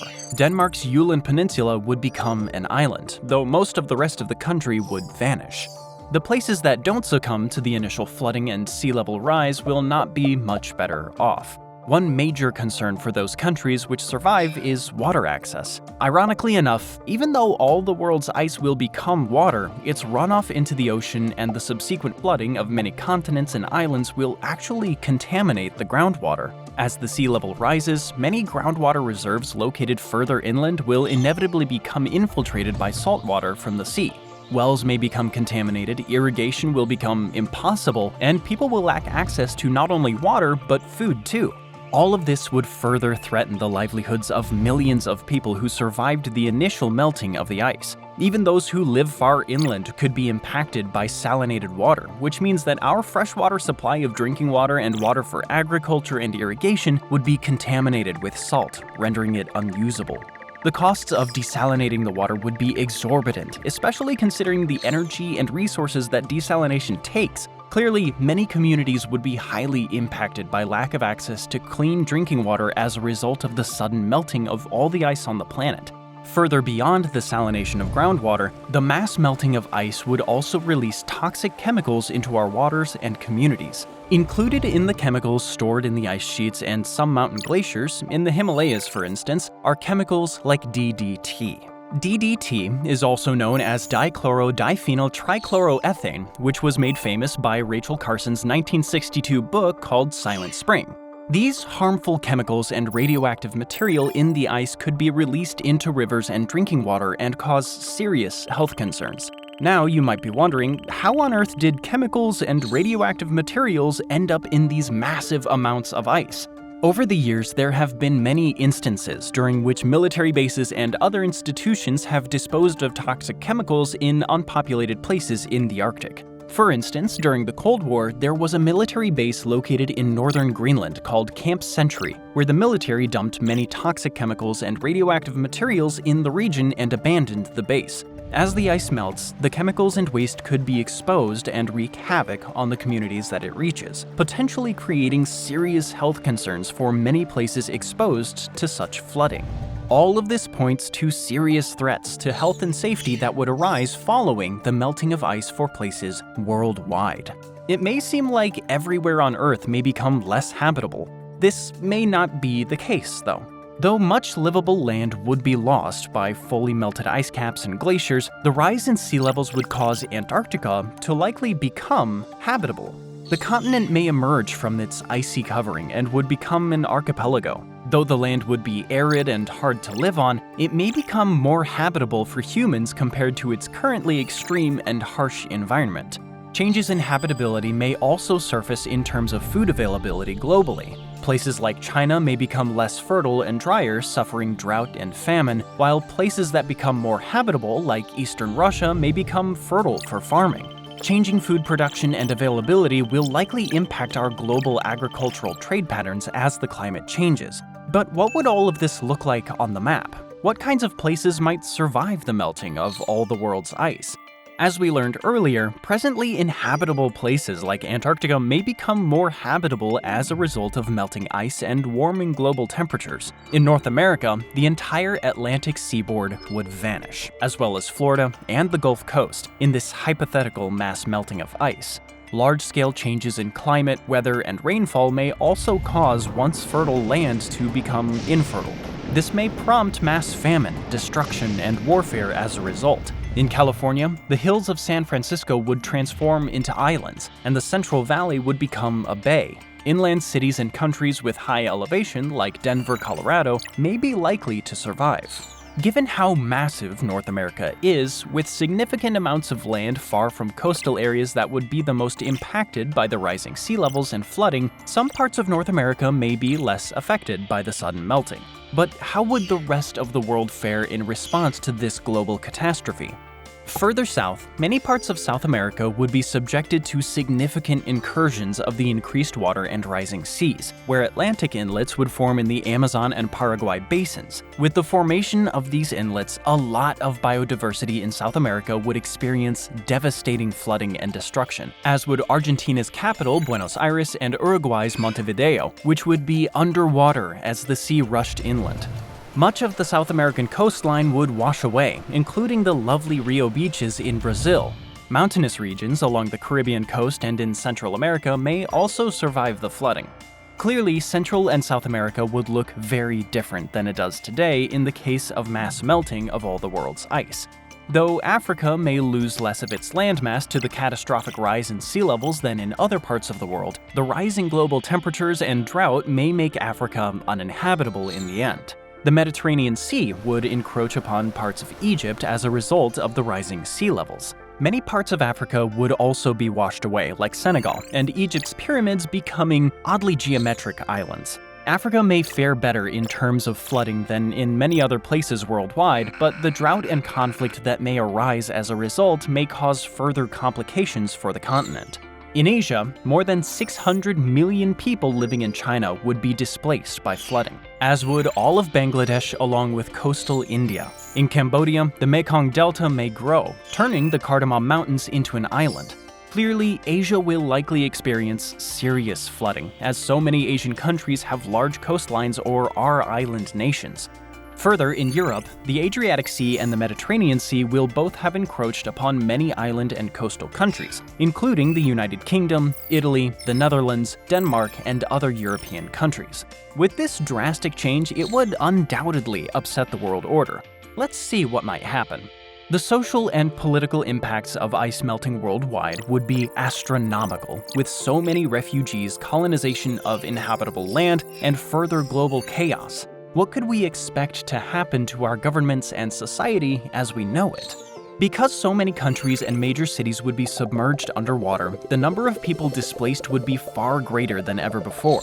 Every part of the planet would be impacted in some way by the sudden melting of the ice caps, whether impacted by the rising temperatures, the rising sea levels, mass flooding, destruction, or extreme weather. Countries around the world would have impacted infrastructure, homes, environments, and more. At the same time, the huge amounts of refugees seeking shelter, food, and a safe place to live would put a massive strain on the cities and countries that survived the rising sea levels. These countries may not be able to accept more refugees, as such strained conditions could be conducive to anarchy, upheaval, and complete transformation of borders, national identities, and our world's geographical makeup. The fact that some previously uninhabitable places like Antarctica in the world would become habitable as a result of the ice melt indicates conflicts over control over habitable land may emerge. Colonization of the region may ensue, whether people would seek to move to Antarctica or to drill and mine for newly accessible resources. People wouldn't be the only ones taking root in Antarctica following the melting of all the world's ice, including Antarctica's ice sheets. The grassy tundra beneath Antarctica's ice could one day be the site of new ecosystems and biodiversity. Currently, the biodiversity of Antarctica is limited to its plankton-rich southern ocean and in small areas of ice-free coastal land. The continent today may not be as barren as you might anticipate, with about 110 native species of moss and 2 flowering plants, the Antarctic hairgrass and pearlwort. As ice caps and glaciers recede into the peninsula region of Antarctica, native land plants and animals have already begun to flourish with the more easily accessible freshwater and milder temperatures. Populations have already begun to grow, occupying more land and increasing at faster rates, though the extreme physical environment of most of Antarctica is limiting. As temperatures rise, however, the land may become more vulnerable to non-native and invasive species, as some native species thrive in the colder climate. Because the native polar species are particularly suited for survival in cold climates, they lack many other evolutionarily advantageous traits that non-native species may have, which could introduce a competitive natural environment threatening Antarctica's existing biodiversity. Currently, this change is gradual and progressive, but one day, Antarctica as we know it could look entirely different from the cold, harsh, snowy climate we imagine today. Now, imagine this all happening at an escalated rate. The rapid, detrimental colonization of invasive species in Antarctica could radically shift life in the South Pole, and as humans compete for land and resources, the results could be disastrous. As you can probably tell, the environmental impacts of all the world's ice melting would likely lead to global chaos. The disruptions to agriculture and manufacturing, as well as the economic collapse and destruction of infrastructure, all caused by the melting of the ice caps and glaciers, would cause a sense of disarray. War is likely to break out over the world's remaining resources and land. Governments would likely fall, national borders would likely crumble, and starvation, extreme heat, and health concerns may all emerge. Now, with all of these likely impacts, who would survive? It's clear that millions of people would likely succumb to the environmental devastation and global chaos, but some more than others. The melting of the planet's ice caps and glaciers would cause displacement and high risk of death or severe injury for the 40% of the world's population that live within 250 feet of the high tide line. People living in island countries would also be among the first to be displaced or killed by the flooding. Those with the money, technology, and space to move and adapt to a completely changed world would have the best chance of long-term survival. Go figure. Access to resources may largely depend on whether a country's technology, major infrastructure, and cities are devastated in the initial onslaught of flooding and coastal destruction. People living inland in temperate climates with ample access to clean water would likely have the best shot at survival. Greenland and Antarctica may both be refuges, but their capacity to take in millions of refugees would be limited. Much of Greenland is below sea level, but the large ring of mountains around the country may keep out the rising sea levels. In Antarctica, some humans could settle, but the geology of the continent resembles that of the Andes Mountains, which is not necessarily conducive to housing millions of people. We now know that most people on the planet would be severely impacted by the melting of all the world's ice, but what about the damages caused by all of the ice caps and glaciers of the world melting? How much money would that cost? One estimate suggests that the costs associated with the destruction caused by sea level rise would be $1 trillion per meter of sea level rise, which means that the sea level rise of all the world's ice melting would result in an estimated $66 trillion. That doesn't even count the costs of human lives, destroyed infrastructure and resources, and the economic disruption which would occur worldwide. Clearly, the costs of so much ice melting overnight is hard to quantify, with such vast and widespread impacts that would be felt worldwide. You might be wondering, what would need to happen for the Earth to lose all of its ice? It's not unusual for Arctic ice to melt and break off glaciers in a process called calving. However, for this to happen all at once, the global conditions would have to be pretty extreme.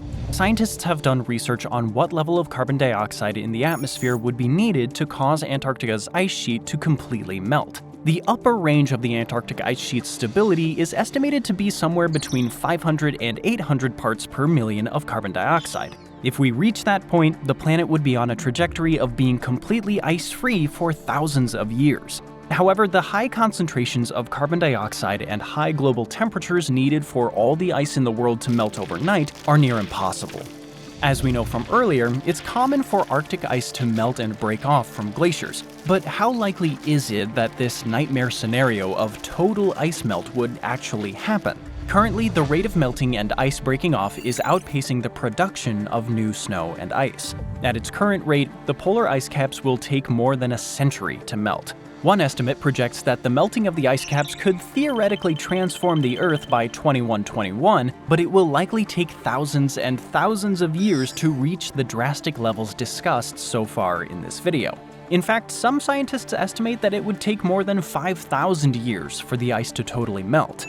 Is there a chance we could have all the world's ice melt in a short period of time? We know that the point at which the Antarctic ice sheet would reach its threshold is between 500 and 800 parts per million of carbon dioxide. But how close to that are we? Currently, the Earth's level of carbon dioxide in the atmosphere is around 415 parts per million. Each year, the planetary average levels of carbon dioxide has been increasing at a rate of between 2 and 3 parts per million each year.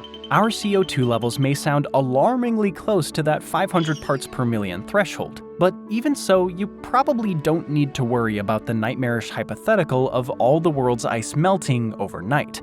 Although it is possible that we'll reach the 500 parts per million threshold in the coming century, the 2100s, if trends in harmful fossil fuel emissions continue, it would likely take thousands of years for all of the world's ice to fully melt, giving us time to adapt to the changing planet.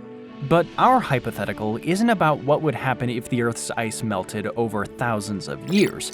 We're exploring what would happen if the world's ice melted overnight, which is very unlikely to happen based on the data. Clearly, the likelihood of all 5 million cubic miles of ice on Earth melting overnight may be unlikely, but this fun hypothetical pondering what could happen if all the world's ice melted may be an indication of what kinds of harm may result as climate change accelerates. Many ice caps and glaciers have been melting as our global temperatures and carbon dioxide levels rise. Though we won't feel all the effects overnight, many people have already been displaced or impacted by increasing flooding, sea level rise, drought, tropical storms, and other impacts of climate change. The harms described in this hypothetical can be a reality for many people worldwide, even if the timing or scope might be less drastic. Displacement, death, drought, sea level rise, and even entire countries underwater, along with glaciers and ice caps melting, are all unfortunate realities in our world today. There's reason for hope, even so. Our generation has the power to either reverse the growing emissions and climate change, or else allow our planet to follow on the path to becoming a world without ice. As we look ahead, recalling how severe a loss of all our world's ice would be can help us to prevent and prepare for rising sea levels resulting from climate change in our world. Thanks for watching, and take care. Many borders around the world are bizarre, and today we'll take a closer look at some of the world's most unusual and distinctive borders. Borders hold a lot of significance geographically, politically, historically, and culturally. They separate countries and can hold real significance for our world. Sometimes marked by flags, checkpoints, guards, or violence, borders can look different depending on the place. Whether formed through conflict or cooperation, whether agreed upon or disputed, borders can tell a story of the people, our planet, and the histories of where nations meet. In some places, national borders can take on a life of their own, representing a unique convergence of countries or topographical features. So, what's the deal with borders? Are they meant to divide, or are they arbitrary? What caused us to draw these divisions as they are? While there are many famous borders known for conflict and violence, such as between North and South Korea, Israel and Palestine, and Russia and Ukraine, there are many others that are more peaceful, such as the border between the United States and Canada, which is considered the longest undefended border in the world. There are many national borders marked by stunning geographic features, man-made architecture, and more. Let's explore together some of the world's most fascinating borders. Violence and conflict between countries is not uncommon at national borders. Even so, the appearance, history, and cultural contexts of some borders can be especially unique and distinct. This is especially true of the Middle East, where many territories and borders are heavily disputed. The border between Afghanistan and Pakistan is especially distinctive. The Torkham Gate lies between the two states, which is a key border crossing and visually stunning piece of infrastructure that divides the states. The gate itself is one of the busiest border crossings between the two states. However, the Torkham Gate is especially known for its violence and danger. The crossing at Torkham is manned on the Afghan side by armed Taliban soldiers, and there are often tight controls imposed on the pedestrians crossing there. Crowds are sometimes pushed back from the border by Taliban soldiers. However, the recent departure of President Ashraf Ghani means Afghan forces deteriorated, which necessitated Pakistani authorities' cooperation with the Taliban to ensure borders remain adequately staffed and orderly. Nonetheless, over the past few years, both sides of the border have accused the others of sheltering militant groups and allowing attacks from across the border. Pakistan built a long metal fence through the snow-peaked mountains and dangerous ravines along its 1,600-mile-long frontier, and has equipped the border with cameras, watchtowers, more than 800 drones, and over 440 forts in the northwestern region alone. This example of a heavily guarded border is indicative of deeper political disputes and intertwined histories that separate the two nation-states. But a fortified border, while interesting, isn't particularly bizarre, and we'll see that later on in our list. But first, let's head to Africa.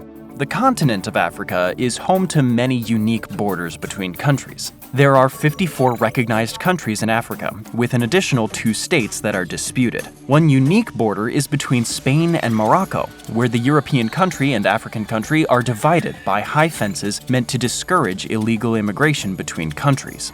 This border demonstrates how the criminalization of immigration of undocumented people can be advanced by the design of borders. Spain occupies several small pieces of land adjacent to Morocco, which it acquired during the Spanish War with Muslim forces during the 15th and 16th centuries. Originally, Spain strategically took hold of these areas for the purpose of monitoring these forces. These are small sovereign territories, including the rock fort of Peñón de Vélez de la Gomera. Peñón de Vélez de la Gomera was a small, naturally rocky island until the 1930s, when a storm dropped large quantities of sand between the island and the mainland, which created a tombolo, or a tide island. This peninsula marks the world's shortest land border in the world, at only 85 meters long. Currently, Moroccan authorities have demanded the territory be returned to Morocco. Another notable border is that between Lesotho and South Africa, since Lesotho is completely landlocked by South Africa. There are 11 functional road borders between the two states. Lesotho is a natural paradise with beautiful waterfalls, rich culture, tall mountain peaks, and breathtaking vistas. We've talked about many borders that are hotly contested and disputed, but what about borders that are a no man's land in a sense? Lands that nations actively shun. This is the case for part of the border between Egypt and Sudan.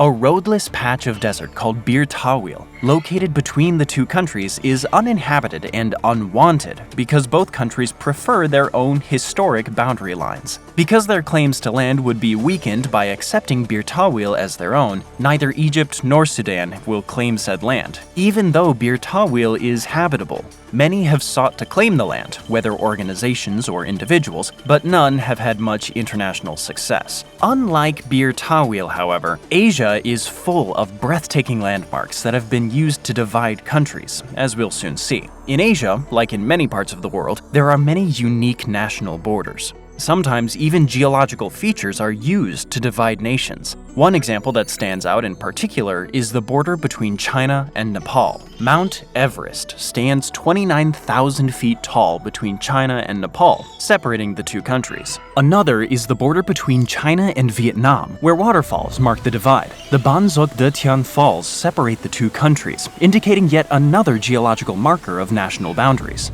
Similarly, a very popular hiking path called Sandakphu Trail travels the border between India and Nepal. Another geological border is located where Laos, Myanmar, and Thailand meet, which is called the Golden Triangle. The Golden Triangle is where the Rak and Mekong rivers meet. On the Thai side of the Golden Triangle, a giant golden Buddha statue marks this convergence of 3 rivers and the 3 countries. Just wait until we head over to Europe, where things start to get really interesting. Europe is home to 44 sovereign states. What you might not know, however, is that within the continent there are many bizarre, beautiful, and curious borders that attract attention worldwide. Between the walls of the Vatican, a labyrinth uniting 3 European countries, a cairn where 3 time zones meet, and more, there are plenty of bizarre borders for us to explore. So where in Europe has the most unusual borders? Let's take a look. One of the most famous borders in Europe is that of the Vatican City, which is encompassed by a stunning walled border. Vatican City is an independent city-state that's landlocked within the urban area of Rome, Italy. The Vatican is the world's smallest independent state, with an area of 49 hectares and the world's shortest boundary at just 2 miles or 3.2 kilometers. Yeah, you heard that right. It's that small. The Vatican is an example of what is known as an enclave, a territory that is completely surrounded by the territory of another state, which in this case would be Italy. The Vatican City was created as an independent state by the Lateran Treaty in 1929, which took place between the Holy See and the Kingdom of Italy. Buildings were meant to create the boundary between the Vatican and Rome, and a small part of the frontier of the modern wall was built to supplement this boundary. The territory of the Vatican includes St. Peter's Square, which is distinguished from Italian territory through a white line along the limit of the square.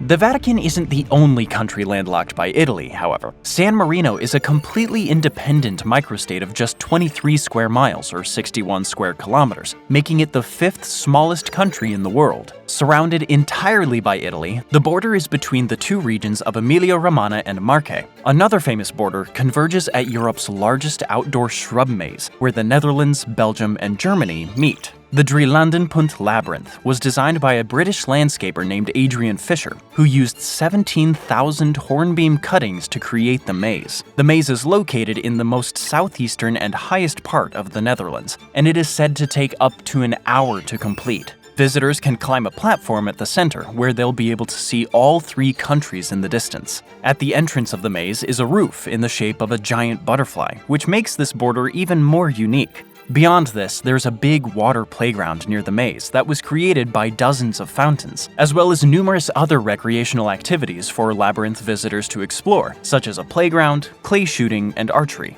There are also smuggling games, where visitors can reenact the passage of smugglers looking to save money crossing borders, and a restaurant called the Borderstone Tavern. Clearly, this border of the Netherlands, Belgium, and Germany is a unique place to visit, but it's only one of many bizarre and fascinating borders in Europe and worldwide. Where else are there other intriguing borders like the Drielandenpunt Labyrinth? Let's find out. The Treriksrøyse is another great example of a unique border between countries. Where Norway's northern end reaches both Finland and Russia is another 3-country border with a cairn marking their convergence. The fact that the 3 countries all meet at this border is not the only unique aspect of this border, however.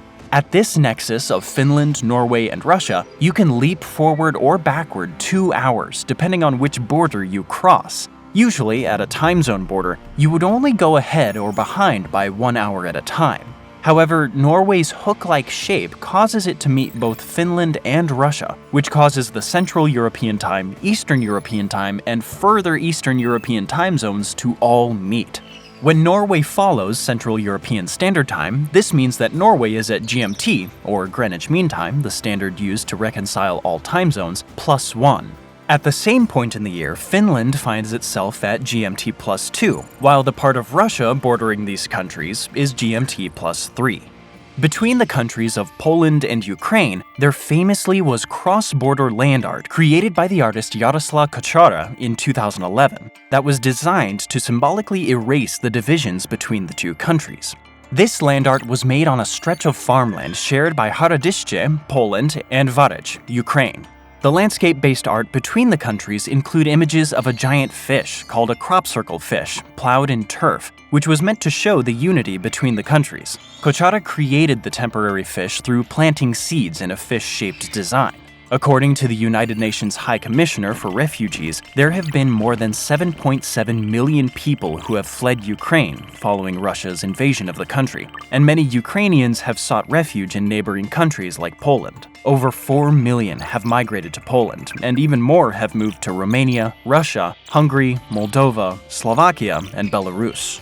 The border between Norway and Sweden is emphasized as a place with cross-border mobility and flourishing trade, with more than 25,000 people commuting over the border to get to work each day. Norway and Sweden's border is said to be efficient and smooth running, which is surprising given the common disputes and heavy guarding between borders. The countries have large cultural similarities, an ability to understand each other's languages, and share an intertwined history, having been united from 1814 to 1905. There is much cooperation between Norway and Sweden, which are part of a passport union started in the 1950s to provide ID-free travel between them and the other Nordic states, Denmark, Finland, and Iceland. Between Norway and Sweden, there has been a thin strip of trees removed to mark the national border. Given the snow that accumulates there, snowmobilers often use the path regularly. The border between Italy and Switzerland also connects to winter sports. The Matterhorn, one of the largest peaks in the Alps, makes up part of the border between the two countries.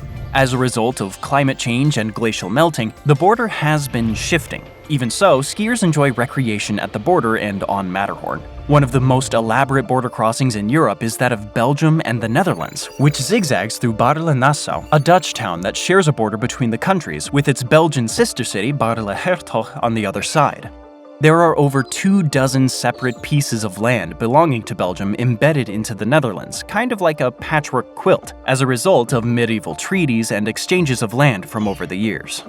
Each side of the city had between as many as 10 or 20 enclaves of the other country, creating many isolated sections located in Belgium within the Netherlands and vice versa. To keep things running smoothly, the countries decided to define their border by installing white crosses in the pavement across town. These markers are very precise, running through shops, stores, lawns, and a cafe. At one point in time, there was a Dutch law requiring restaurants to close early, but rather than kicking out patrons, servers would move their guests to tables on the Belgian side of the cafe.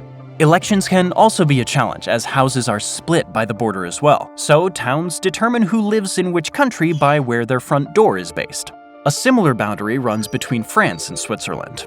In a small village on the border called Le Cure, the national boundary divides the town, streets, and even some buildings. Famously, the border also runs through the Hotel Arbet, passing through a honeymoon suite dividing the bed in half. Another unique feature of a European country connects Spain to Portugal. At the border, people can take a zipline from Spain into Portugal. The zipline is the first cross-border zipline, which crosses over the Guadiana River. The Minho River also forms part of the border between Spain and Portugal. Seems like a fun border crossing if you ask me. Clearly, there are many intriguing borders present in Europe, many of which are freely crossed. Whether snowmobilers enjoy the paths or buildings and cafes are split in half, Europe has many unique borders to explore. But given that many of these unique borders were formed by treaties and contracts from several centuries ago, the New World shouldn't have any weird borders, right? Well, in North America, there are also some pretty incredible and interesting borders for us to explore.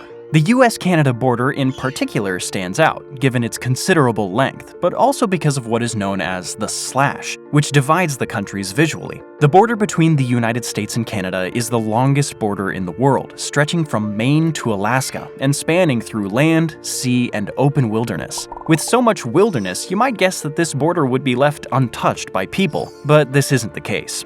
In fact, every year, American taxpayers pay, on average, half a cent to the International Boundary Commission, solely to deforest every inch of the US-Canada border. With an annual budget totaling $1.4 million, the International Boundary Commission ensures that there is a clear line marking the US-Canada border. This line is known as the slash, and is a treeless zone that is 20 feet wide and covers everything from isolated islands to steep hillsides. The slash is predominantly so remote that no one will ever visit the border, but the boundary is painstakingly maintained once every 6 years through hours of manual labor. The initial goal of the slash was to make sure the average person would know they are on the border. Beginning in the 1800s, when the western land section of the US and Canada border was set at the 49th parallel. The countries cut the slash and over 8,000 border markers were set out, with most still present today. However, without a GPS system back then, the border markers were inadvertently placed in a zigzag pattern, straying north or south from the official border by an average of 295 feet. Without sufficient cartography, the border came to have irregular cutoffs, such as Point Roberts and the Northwest Angle. Regardless of these errors, the slash is a popular destination for many who appreciate its geographical history. Another famously bizarre point in the border between the United States and Canada is at Niagara Falls. Niagara Falls is a massive, stunning cascade of waterfalls separating New York and Canada, where visitors can get terrific views from either the American or Canadian sides. Border crossing is accessible via car, bike, or by foot on the Rainbow Bridge, which is open 24 hours a day, 365 days a year. Both sides have attractions to offer and stunning views of the falls, as well as rich culture and history. Clearly, the US-Canada border is quite unlike any other, but it's not the only unique border in North America.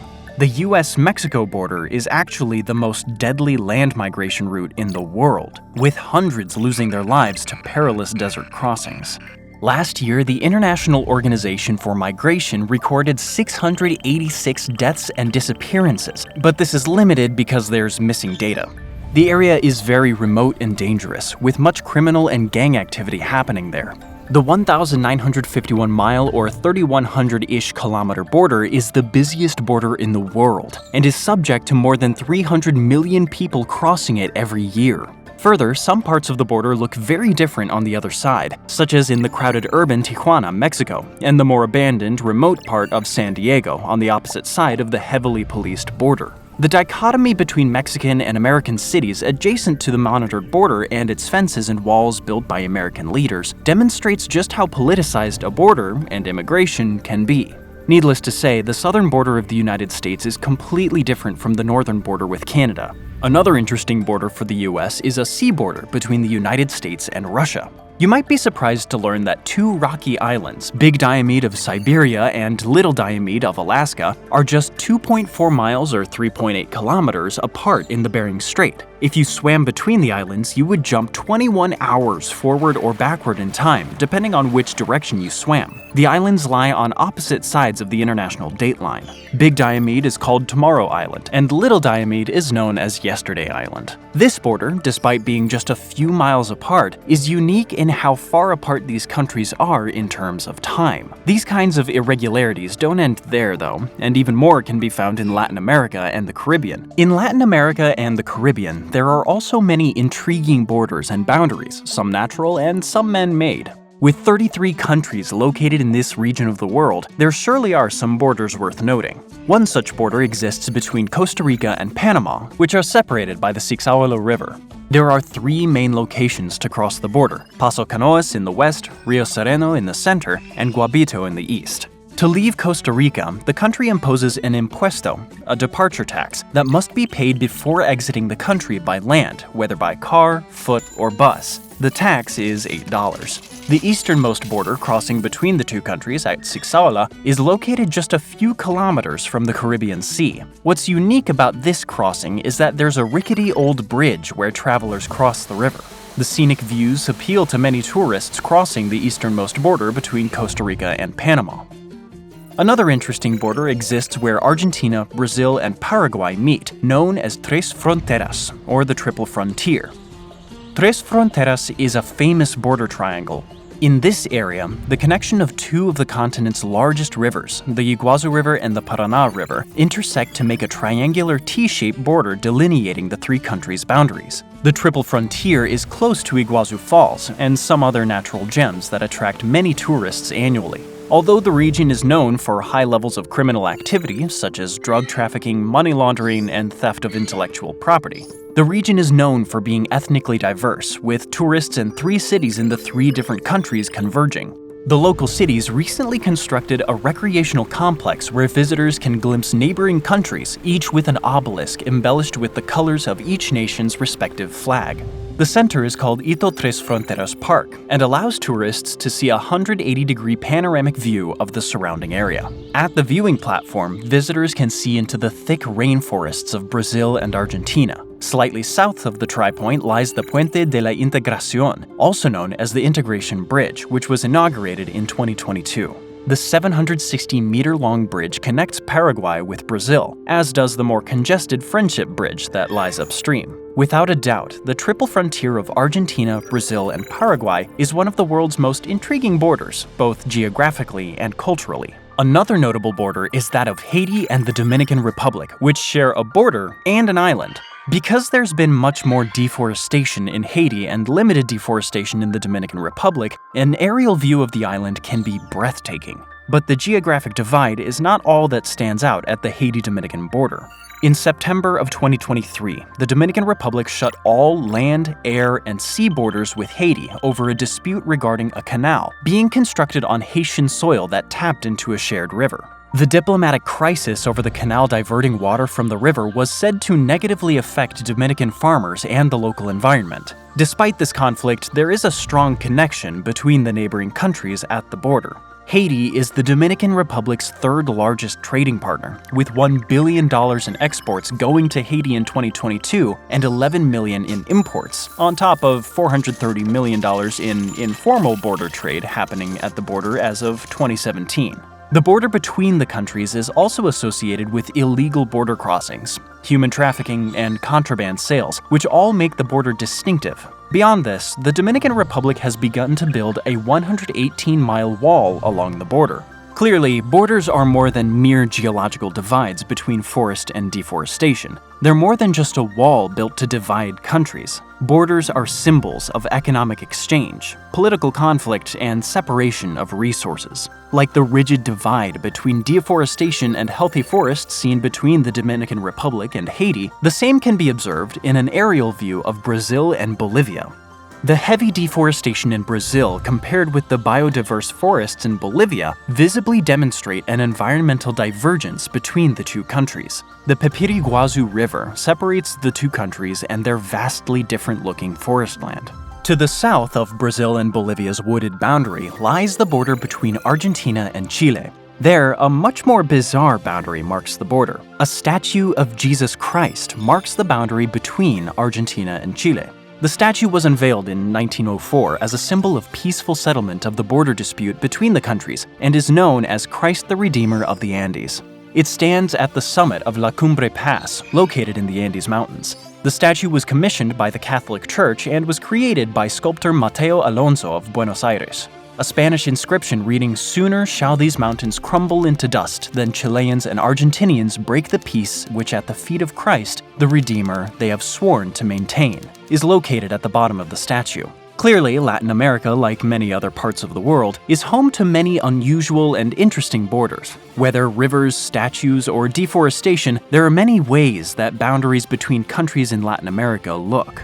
It's clear that national boundaries can widely differ. In some places, borders are heavily militarized, protected, and contested. Walls, fences, and heavily armed guards all divide the countries from one another. On the other hand, some borders are divided naturally by geological features like mountains and rivers or by stripes of selective deforestation. Some nations are landlocked by other nations, while others are bizarrely integrated with one another. Borders can also uniquely impact our sense of time, skipping hours ahead or behind at different boundaries. At other boundaries, flags, statues, drawn lines, and massive art displays delineate national borders. And in some places, people can freely cross borders between countries, whether by walking, zipline, or bridge. As you can tell, borders look very different in different parts of the world. Borders tell us stories, telling us of relationships between such bordering countries. Borders take many shapes and forms. Perhaps every border is unique in its own way, with no two borders being quite alike. Imagine everything you own, or at least everything you think you need to hold on to, is in your pocket and tucked into your socks. You left your home this morning knowing you might never again return. You wore your uniform to work. You might have drawn too much attention to yourself otherwise. You have a long journey ahead, but you can't let anyone around you know you're planning on leaving. You decided to wear your thickest pair of socks inside your boots. In your left sock, you hide some spare bandages. In your right boot, you tuck the blade of a small shovel. You have some loose rat poison in your jacket pocket, just in case you're caught. You realize that your journey is a one-way mission. You'll either make it out alive or die. There's no coming back. Today is the day you're going to try to cross the border. And not just any border, but the most heavily armed border in the world. You're standing at the 38th parallel, the symbolic border between two nations which are still, 70 years after their initial conflict, technically at war. The border between North and South Korea is called the Demilitarized Zone, or the DMZ. It is 150 miles long and approximately 2.5 miles wide. Fortunately, your journey will span the shorter of those two distances, so long as you don't get lost or captured. The DMZ is the ceasefire zone along the Korean peninsula that separates the two nations. Both sides fortify the border with fences topped with barbed wire. They're actively guarded by troops, and some sections of the fence surge with enough electricity to physically send you flying. You've spent enough time looking out across the grasslands and deltas spanning the uninhabited stretch of land. As a North Korean soldier, you've stood watch and plotted your path for months. For the past few years, you've been told countless times about the consequences of defection. In fact, you've seen more than a few people die just steps into no man's land. Some were shot by guards within seconds. Others made it past the tree line, but the echoes of a mine explosion made their fate clear. You come from a similar background to most of the men you work with. You all hail from affluent families. Once you make it across, you'll learn that was by design. Knowing you would be staring at the DMZ all day towards South Korea, the government recruits sons from well-to-do families who have no reason to want to leave. Life is supposed to be good, and staring at the freedom beyond the barbed wire is supposed to be mindless, not inspiring. But your mind is set. You see people starving every day. People being taken from their homes and never heard from again. You are going to run. Your patrol buddy just began pacing the opposite direction. A fog had begun setting in about an hour earlier. You knew when you woke up to see the city in a blackout, no electricity would be pulsing through the normally deadly fence. There's an emergency door just steps away that could get you on the other side. You place your gun on the ground. You open the door and shut it silently behind you. Then you run. There's no way to know where to step. There could be mines anywhere. You're darting between trees, and your legs feel autonomous from your brain. They're working on a survival instinct until you reach a second fence. You spot an area where animals have dug a pass through, and you begin digging with the shovel blade and your hand to create an opening wide enough to pass through. You scratch your face on the wire crossing through when you thought you could hear yelling in the distance. Over the course of the next 4 hours, you wade through 200 feet of the Imjin River in waist-deep waters. You trip on the root of a tree and badly sprain your ankle. You duck and hide from a patrol vehicle. You'll later learn that it was heading to the infamous Bridge of No Return. Eventually, you come across another fence, but at this point, you are out of energy to dig through. You toss your jacket up to cover the barbed wire on the top, but by the time you gather your strength to throw your body to the other side, you cut your hands and cheek. Exhaustion and pain are all you can feel at this point. You have no energy left as you see a soldier running towards you with their gun pointed. You squint to look at their uniform, deciding whether or not it's time for the rat poison. The flag on their arm is foreign to you. They're speaking with an unfamiliar dialect. You raise your hands in surrender and can't help but smile because you made it. According to South Korea's Unification Ministry, more than 33,000 people have defected from North Korea. Some make the journey via the Yellow Sea or the Sea of Japan. Most travel to China or Southeast Asia first and then attempt to immigrate, though they risk arrest and return to North Korea if caught. While crossing the demilitarized zone between North and South Korea is the most direct and immediate path to freedom, it is one of the most dangerous journeys in the world. Only a few live to tell the tale of doing so. Why are people so willing to risk life and limb to cross the border from North Korea to South? The former is governed by an authoritarian communist regime with limited personal freedoms. Poverty and starvation affect millions. South Korea, on the other hand, is a highly modernized nation with a bustling economy and human rights protected by the Constitution of the Republic of Korea. Just miles apart, people live entirely different lives based on the foods they eat, the thoughts they encounter, the healthcare they receive, and the rights they enjoy. People might try to cross the border for economic, political, religious, ideological, social, or cultural reasons. As the differences between North and South Korea are so stark, it's not hard to understand why people are willing to risk the deadly journey for the chance at a better life. People all around the world cross borders for the prospect of creating a better life for themselves and their family. Historically, people have been driven from their homes fleeing conflict, whether that's a military battle that has encroached on their doorstep or neighbors who disagree with their religious preferences. People have willingly left their homes looking to be a part of a community with different values and more economic opportunity. Borders are symbols of homes left behind, milestones in treacherous journeys, and hints of a new beginning. Today, immigration around the world is driven by many factors. Military conflicts between nations, civil wars, environmental factors, and individual persecutions force or encourage people to pack up their lives and cross the border into another country. Coincidentally, the countries that are rattled by crises that turn its citizens into refugees are often the countries with the most dangerous border crossings. Let's have a look at some of the world's most dangerous border crossings. When two countries are at war with each other, it makes sense that traveling between those countries could be a bumpy road. North and South Korea are at war with each other, although neither even recognizes the other as an independent nation. The DMZ itself is not dangerous. The real threat in crossing the Korean border lies in the people and weapons used in the area. For other nations which are at war, borders are contentious sites, as they serve as the barriers keeping the enemy out. Borders help nations define the area and peoples they are fighting for, as well as those they are fighting against. Historically, military conflicts tended to be fought on battlefields and designated areas away from civilians. Of course, that didn't mean that civilians and their infrastructure would be spared from fighting. Just look at the Mongol or Roman empires. What was being fought over tended to be clearly delineated, but who was affected by fighting tends to extend beyond warring parties. As a matter of fact, border disputes have been a cause of many wars.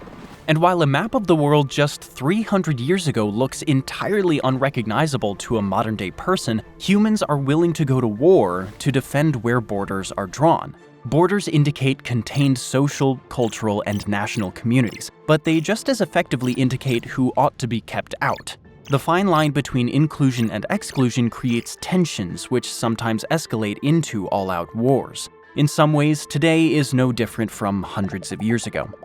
Militarized conflicts between two nations or ideological groups can make crossing the borders very difficult. On October 7, 2023, crossing the border between Israel and Palestine became more deadly than ever before. Known as the Green Line, the border between Israel and Palestine has been in flux for centuries. The land between the Jordan River and the Mediterranean Seas holds sacred power in the Jewish, Muslim, and Christian faiths. Nations which have been formed around some of the religious groups argue about their right to the land. The Balfour Declaration in 1917 supported the creation of a Jewish state in the region, known as Palestine. This helped set the foundation for the nation we know today as Israel. During the Holocaust, the Jewish population in Palestine tripled from 10% of the total population to 30%. As the Jews fled a genocide led by Hitler and the Nazis, and the Jewish population in the area swelled, some native Palestinians began fearing they would be displaced. Britain had been granted administrative authority over the region by the League of Nations, which gave them the power to decide what peoples could live where. However, the British mandate over Palestine was set to expire around 1947, and the recently formed United Nations proposed the creation of a separate Jewish state within Palestine, though the new nation would have taken up more than half of Palestine's land. Conflict inevitably broke out between Zionists who were in favor of a Jewish state and the Palestinians who were looking to retain their land. The First Arab-Israeli War broke out after Israel declared their independence in 1948. Over the course of the last 75 years, conflict has plagued the region.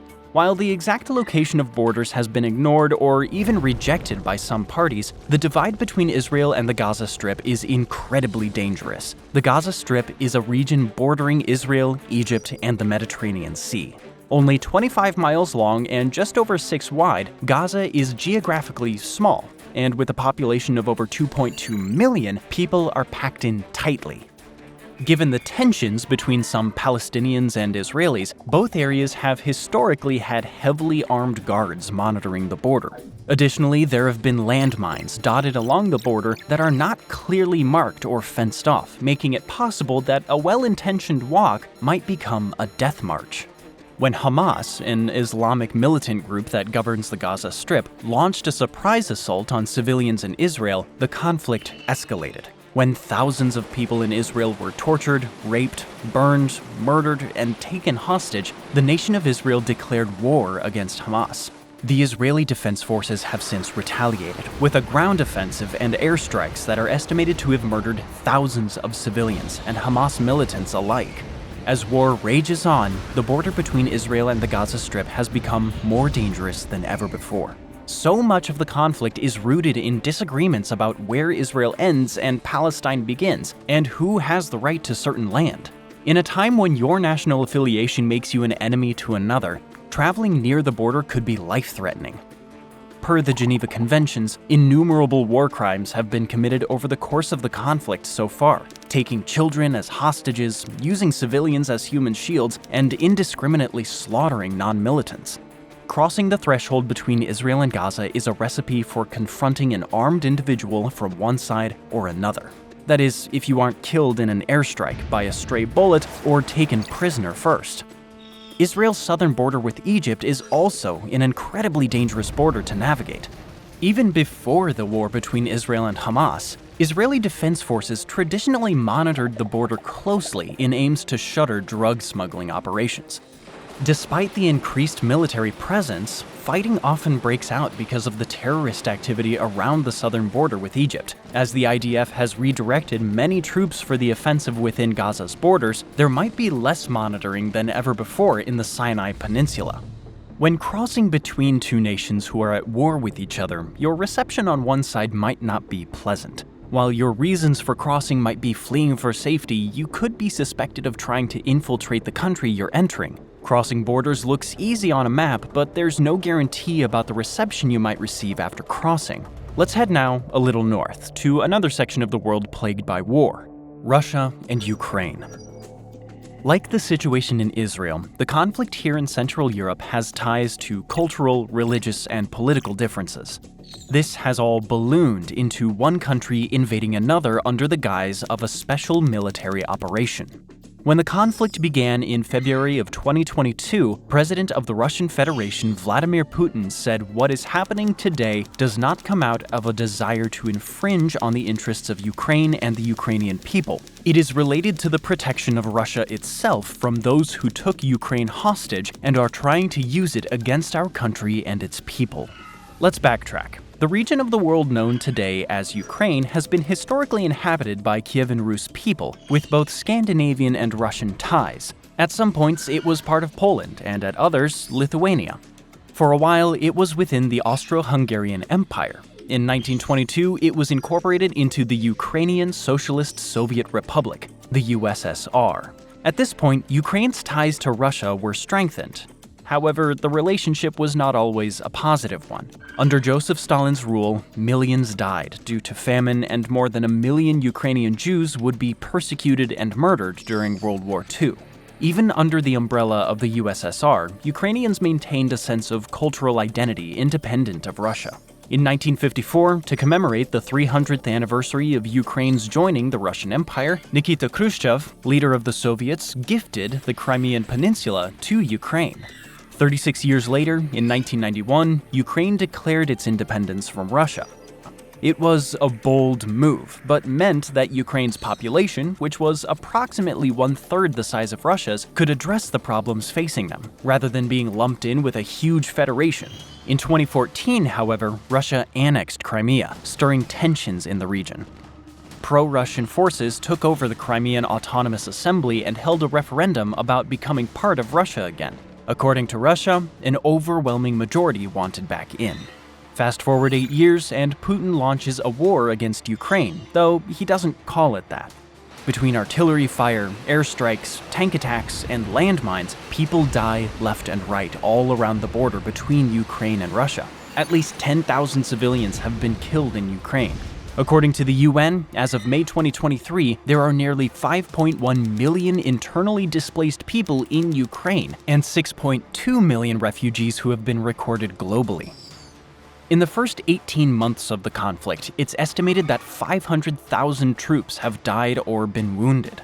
Reservists and active-duty service members from both sides have been fighting along the border. While many who ideologically opposed Russia's war in Ukraine tried to air their dissent or even tried to flee to avoid participation, the state-controlled media and authoritarian regime in Russia shut that down. Russia drafted tens of thousands of men to join the military. Recently, they changed laws mandating that men from the ages of 18 to 30, rather than 27, can be called into military service. They also changed laws so that conscription summons could be served online instead of in person. The day a conscription summons is served, it is illegal for a man to leave the country. Russia has borders with 14 countries, making it difficult for the government to monitor every road or footpath out of the country. But the border with Ukraine is by far the most dangerous to attempt to cross.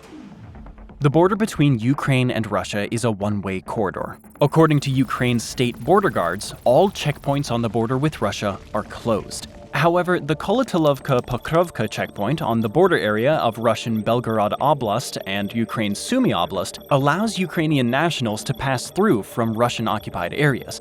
But the Russians have closed off all traffic heading in their direction, so only a limited number of slow-moving vehicles and pedestrians can pass through, so long as they're moving from Russia into Ukraine. Options are extremely limited for people looking to flee from Russia to Ukraine. To avoid getting caught in the crosshairs of the on-ground fighting, people prefer to take a route through Georgia, then the Black Sea. The fastest, most direct option is to try the Kolotylovka-Pokrovka humanitarian corridor, located between Russia's Belgorod region and Ukraine's Sumy region. It's estimated that more than 100 people pass through it daily, even though the journey itself is psychologically challenging. On the Russian checkpoint, people are searched by Russian border guards and put through a so-called filtration test. Security guards screen their phone, save copies of their fingerprints, and even subject people to strip searches. Once someone passes, they then have to walk the ominous path across no man's land. No vehicles may pass, so people must hold their possessions. People must help children navigate and support the elderly making the journey on the gravel. All the while, artillery shots still fire at random. If you make it to the other side, you're picked up by an evacuation bus, which takes you to another processing center. Now, Ukrainian soldiers question your motives and examine your identification documents. Thousands travel the route without passports or national documentation, making the process all the more difficult. While the conflicts in the Middle East and Eastern Europe concentrate a great deal of violence across a relatively small geographic border, international wars in other parts of the world see violence over far greater stretches. Take, for example, the Sahel region in Africa. Reaching from Senegal in the northwest to Sudan, the Sahel is a kind of transitional zone between the dry Sahara Desert to the more humid savannas in the south. A traditionally dry area, the Niger and Senegal rivers flow through the region, making it possible for pasture lands to be watered. Over the last 100 years, population increases in the area have led to increased soil erosion. The land's fertility has been strained like never before to feed growing populations and create infrastructure to house them all. Extreme droughts have led to long stretches of famine in the area. The sub-Saharan region of Africa has one of the highest rates of population growth in the world. According to the UN in 2017, the 6 countries making up the Sahel have an approximate population of 90 million people. That is set to jump to 240 million by 2050. It's also estimated that 80% of the region's population live on less than $2 a day, making it one of the world's poorest areas. Beyond the pressures brought on by the at times inhospitable climate conditions and a fast-growing population, the region is made significantly more dangerous by violent extremists, terrorism, and government coups. Let's start in 1960, when Mali gained its independence from France. As the new national government aimed to legally, politically, and culturally unify their nation under a common nationality, it became clear that some pastoral communities of Arab and Tuareg people wanted nothing to do with it. Many of the benefits that the government promised to deliver simply wouldn't reach many people. Classist and economic differences between the North and the South amplified the antagonism in the region, as many saw the idea of a national government as trying to impose an elitist agenda on pastor people. In 1963, 1991, 2006, and 2012, these groups had uprisings against the Malian government. All of these uprisings ended with peace agreements on paper, but tension continued to simmer between different ethnic groups, largely split between the northern and southern halves of Mali. In 2012, an uprising in Mali led to an improvised military coup. Junior military officers were fed up with how the nation's democratic government handled a Tuareg insurgency.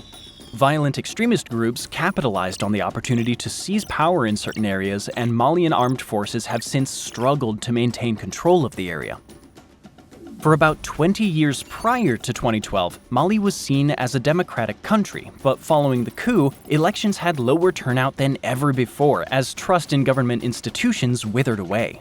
Elections are often delayed, politicians have been kidnapped by extremist groups, and people are violently pressured into not voting. Banditry is widespread. In 2021 alone, 2,600 civilian deaths were caused by bandits. That's in addition to the thousands who die each year in the armed conflicts not only in Mali, but in Burkina Faso, Chad, Cameroon, Niger, and Nigeria. Because of the huge size of these nations and the struggles their government has to keep peace, many stretches of land are considered ungoverned. These lawless areas are prime hideouts for bandits and terrorist groups like Boko Haram. In Nigeria, the Sambisa, Falgore, and Adja forests have become hotspots for insurgents and bandits to launch attacks, trade arms, and to keep hostages. Park W, which spans Niger, Burkina Faso, and Benin, is considered a base for Sahelian jihadists and militants. The combination of armed violence from extremists, food insecurity, and widespread poverty led to the World Health Organization to categorize the Sahel as one of the fastest-growing crises in the world. As much of the conflict in the area relates to cross-border communities, the passing through one nation to another increases the likelihood that you might encounter a terrorist group or bandits. Because of the sparsely populated hubs in each of the countries in the Sahel region, border security is difficult to maintain. The somewhat porous borders between nations might be controlled by a nation's security forces, or they might be monitored by insurgent militants. The risk of kidnapping, burglary, and terrorist attacks is high across all of the area, particularly for foreign nationals. The unrest in the Sahel region goes to show that the borders between nations can be dangerous in their own right, but the tensions going on within a nation can make the act of leaving a bigger deal. Let's look now at some borders that are made dangerous due to civil wars happening within one nation's borders. On the southern end of the Arabian Peninsula, the country of Yemen is in the midst of a civil war. Over the last 8 years, more than 4.5 million people have been displaced from their homes. In the same time period, its economy has shrunk by 50%, and more than 80% of its populace live below the poverty line. This all began when Yemen's authoritarian president Ali Abdullah Saleh was ousted in an uprising. Power passed to his deputy Abdrabbu Mansur Hadi. Over the next few years, the Houthis, a Shia Islamist political and military organization, took over parts of Yemen and eventually overthrew President Hadi. A Saudi Arabian coalition with supporters of the former President Saleh attempted to fight the Houthis. Both sides have fired airstrikes, decimating infrastructure all over Yemen. As conflict and insurrection are everywhere in Yemen, the threat of kidnapping and terrorism is high for people passing through the nation. Unfortunately, Yemen and the Horn of Africa is one of the busiest and riskiest migration routes in the world. Travel across Yemen moves both east to west and west to east. People fleeing from conflict in the Sahel region might be trying to get away, and Yemenis might be trying to get out of Yemen. Oftentimes, people work with smugglers to help them navigate the incredibly dangerous migration routes. The Bab al-Mandab Strait between the Red Sea and the Gulf of Aden sees people fleeing from Ethiopia into Saudi Arabia. In English, Bab al-Mandab translates to Gate of Tears.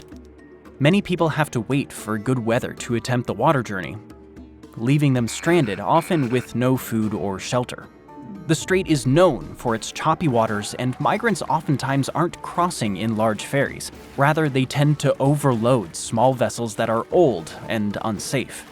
Overloaded ships sometimes sink, and other times engine failure leaves people stranded. They can choose to wait or to try their luck in the waters, but only a few even know how to swim. Aside from the dangers of water travel itself, some die from thirst, hunger, extreme heat, and fatigue before even attempting to cross the border. Many people are crossing to escape armed violence, while others look to cross for the chance at a better economic future. A crisis in a nation nearby to Yemen is also prompting some of the migration waves in the Horn of Africa.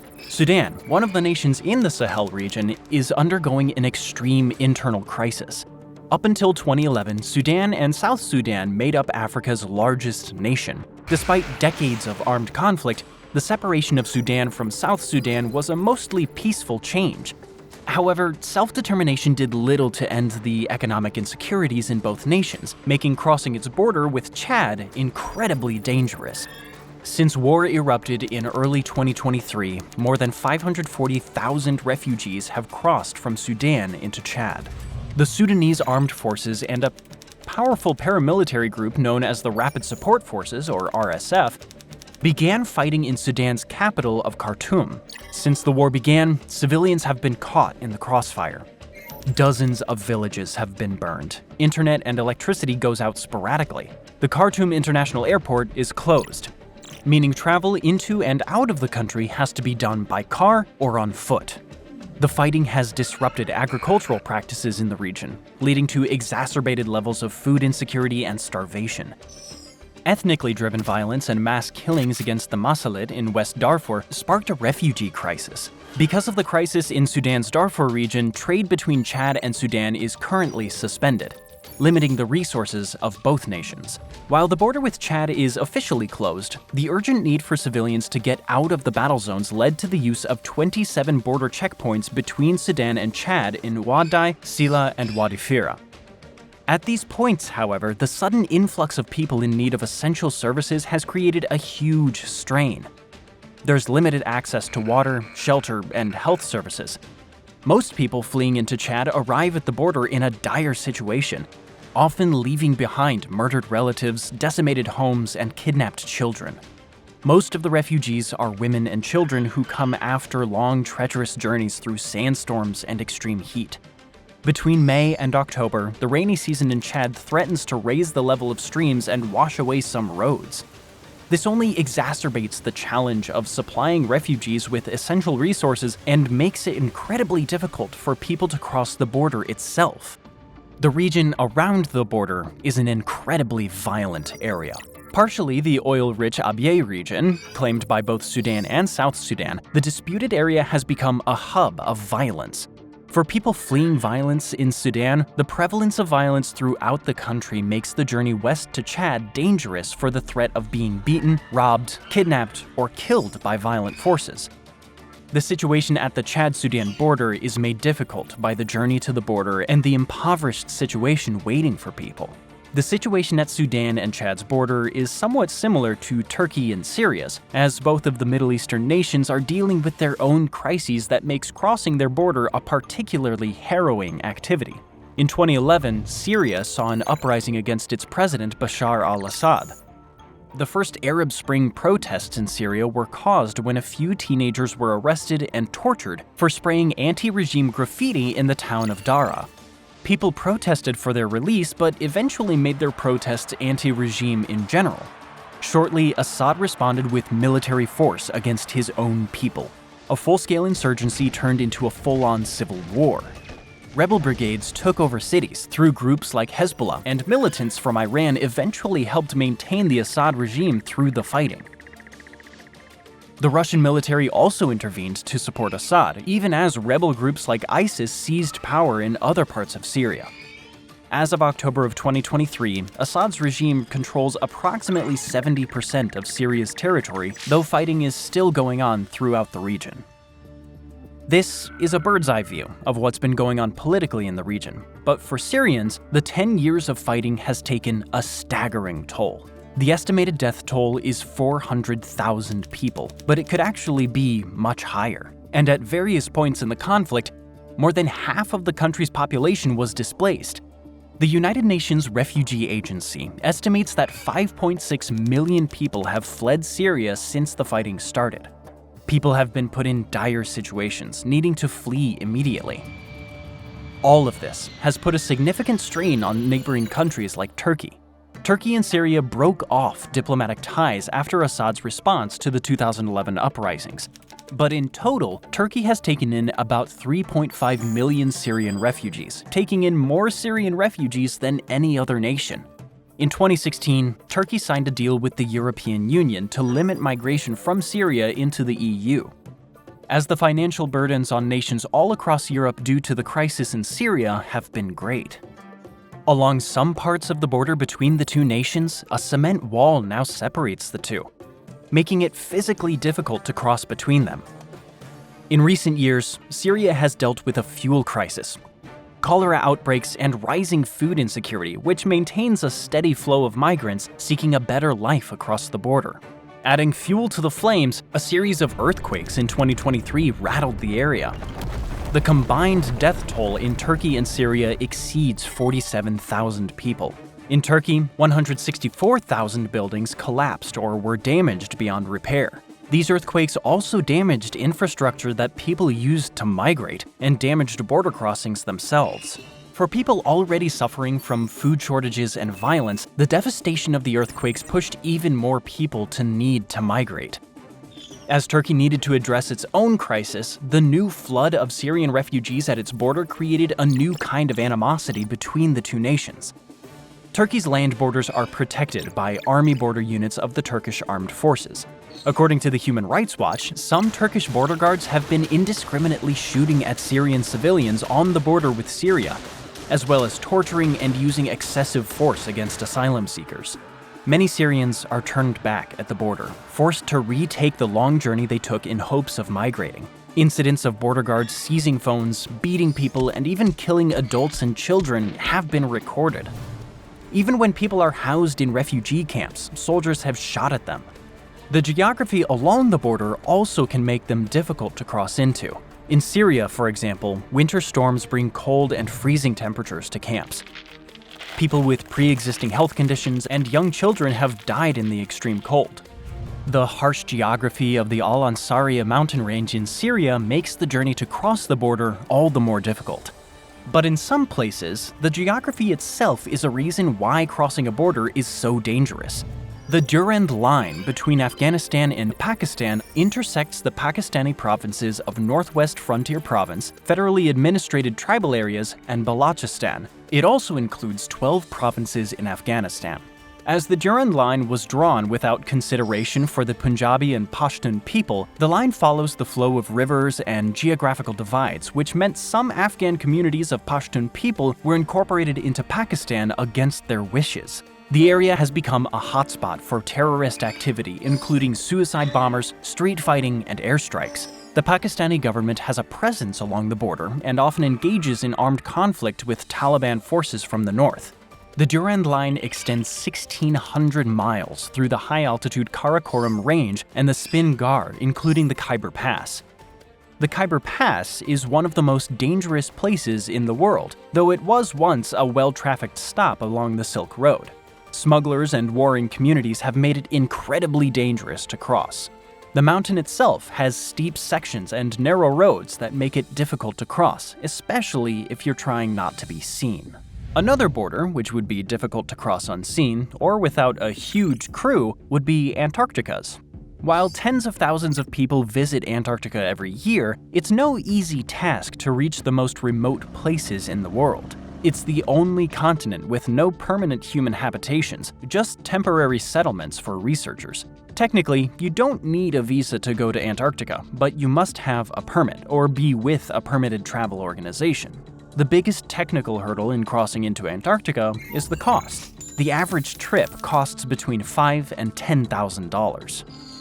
The Drake Passage takes 48 hours by boat and 2 by plane.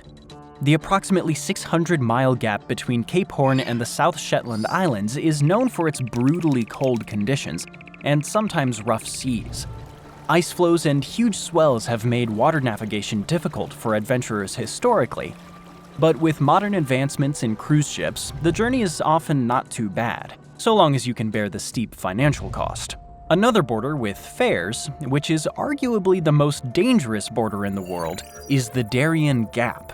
Between Colombia and Panama, a 60-mile stretching dense rainforest makes up the most treacherous leg of one of the world's riskiest migration routes. This is the only overland path connecting South and Central America. For people migrating north with hopes of reaching the United States, the daunting stretch of lawless swamps and jungles is the only way to get where they want to go. The Darien Gap is the only break in the Pan American Highway. The majority of people aiming to cross the Darien Gap are from Venezuela, where people are escaping an economic crisis so bad that the average person cannot even afford to purchase the bare necessities.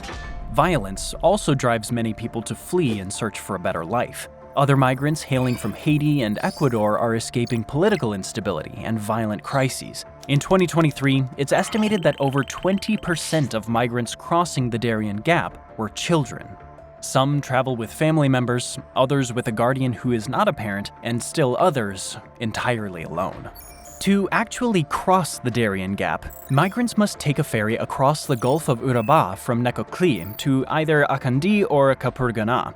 From there, they can pay local guides and smugglers fares that dictate the length and safety of the route they can take. Cheaper, longer fares cost a few $100s, while safer routes that take only a few days might be as much as $2,000. One mainland route runs from Acandí to Bajo Chiquito to Lajas Blancas. Another route spans from Capurganá to Canan Membrillo to San Vicente.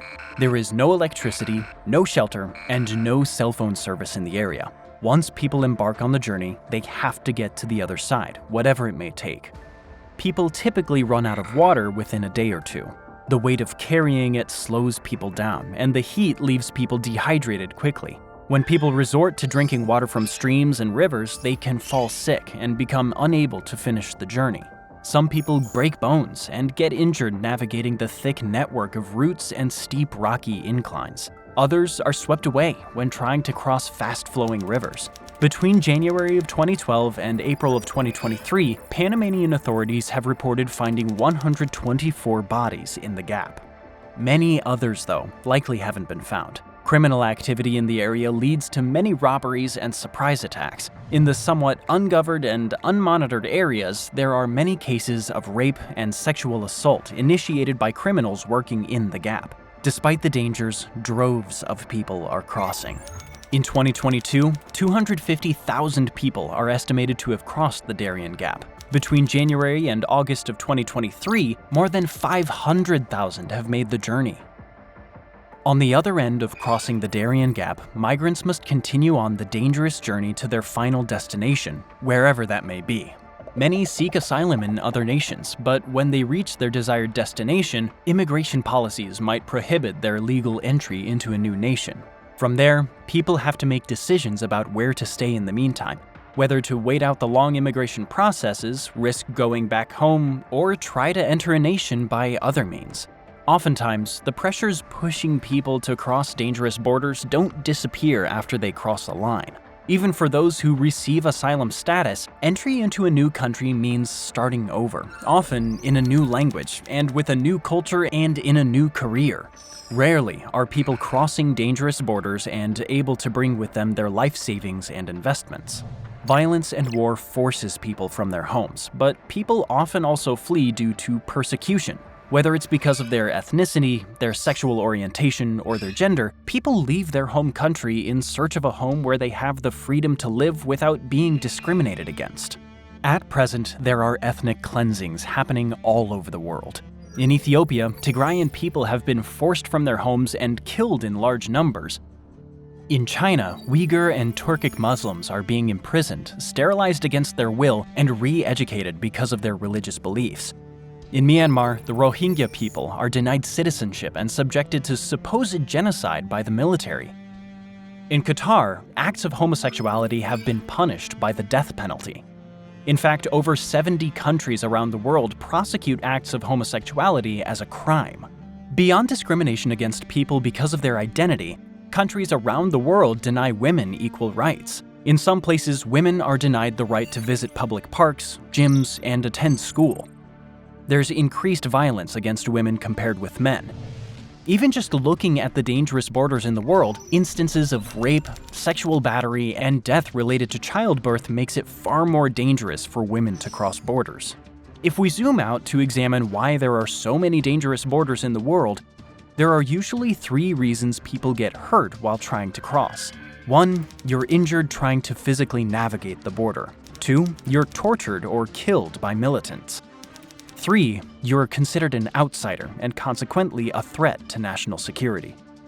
If we think back to the story of the soldier crossing the border in North Korea, it's unlikely that the individual was fleeing with packets of national security secrets. In fact, we have no idea what they were hoping for in trying to cross the border. Had another soldier seen him trying to cross, he wouldn't have asked too many questions before shooting. The violence is automatic at these borders, with little time taken for people to weigh the whys behind people's border crossing attempts. That is not true of all borders. Those that are safely monitored with extensive immigration processes might take the time to ask the probing questions, but some nations might not have the infrastructure or support systems in place to take care of any more people. Questions of overpopulation, immigration, social services, obligation to refugees is something that weighs on nations all over the world. There is no clear solution to the migrant crises facing many nations, just as there is no clear solution to the crises we just outlined that are linked to the world's most dangerous borders. From the mountains of Pakistan to the jungles of Panama, dangerous borders can be found all over the world. Their presence reflects the many conflicts and devastating situations making life difficult for people who are just trying to live their lives. While crossing a border might seem like a milestone achievement and feel like a big step towards a better future, borders themselves are often as dangerous as the situations the people are leaving. Thanks for watching. Now feel free to check out why these are the most dangerous countries in the world, or what the safest place on Earth is.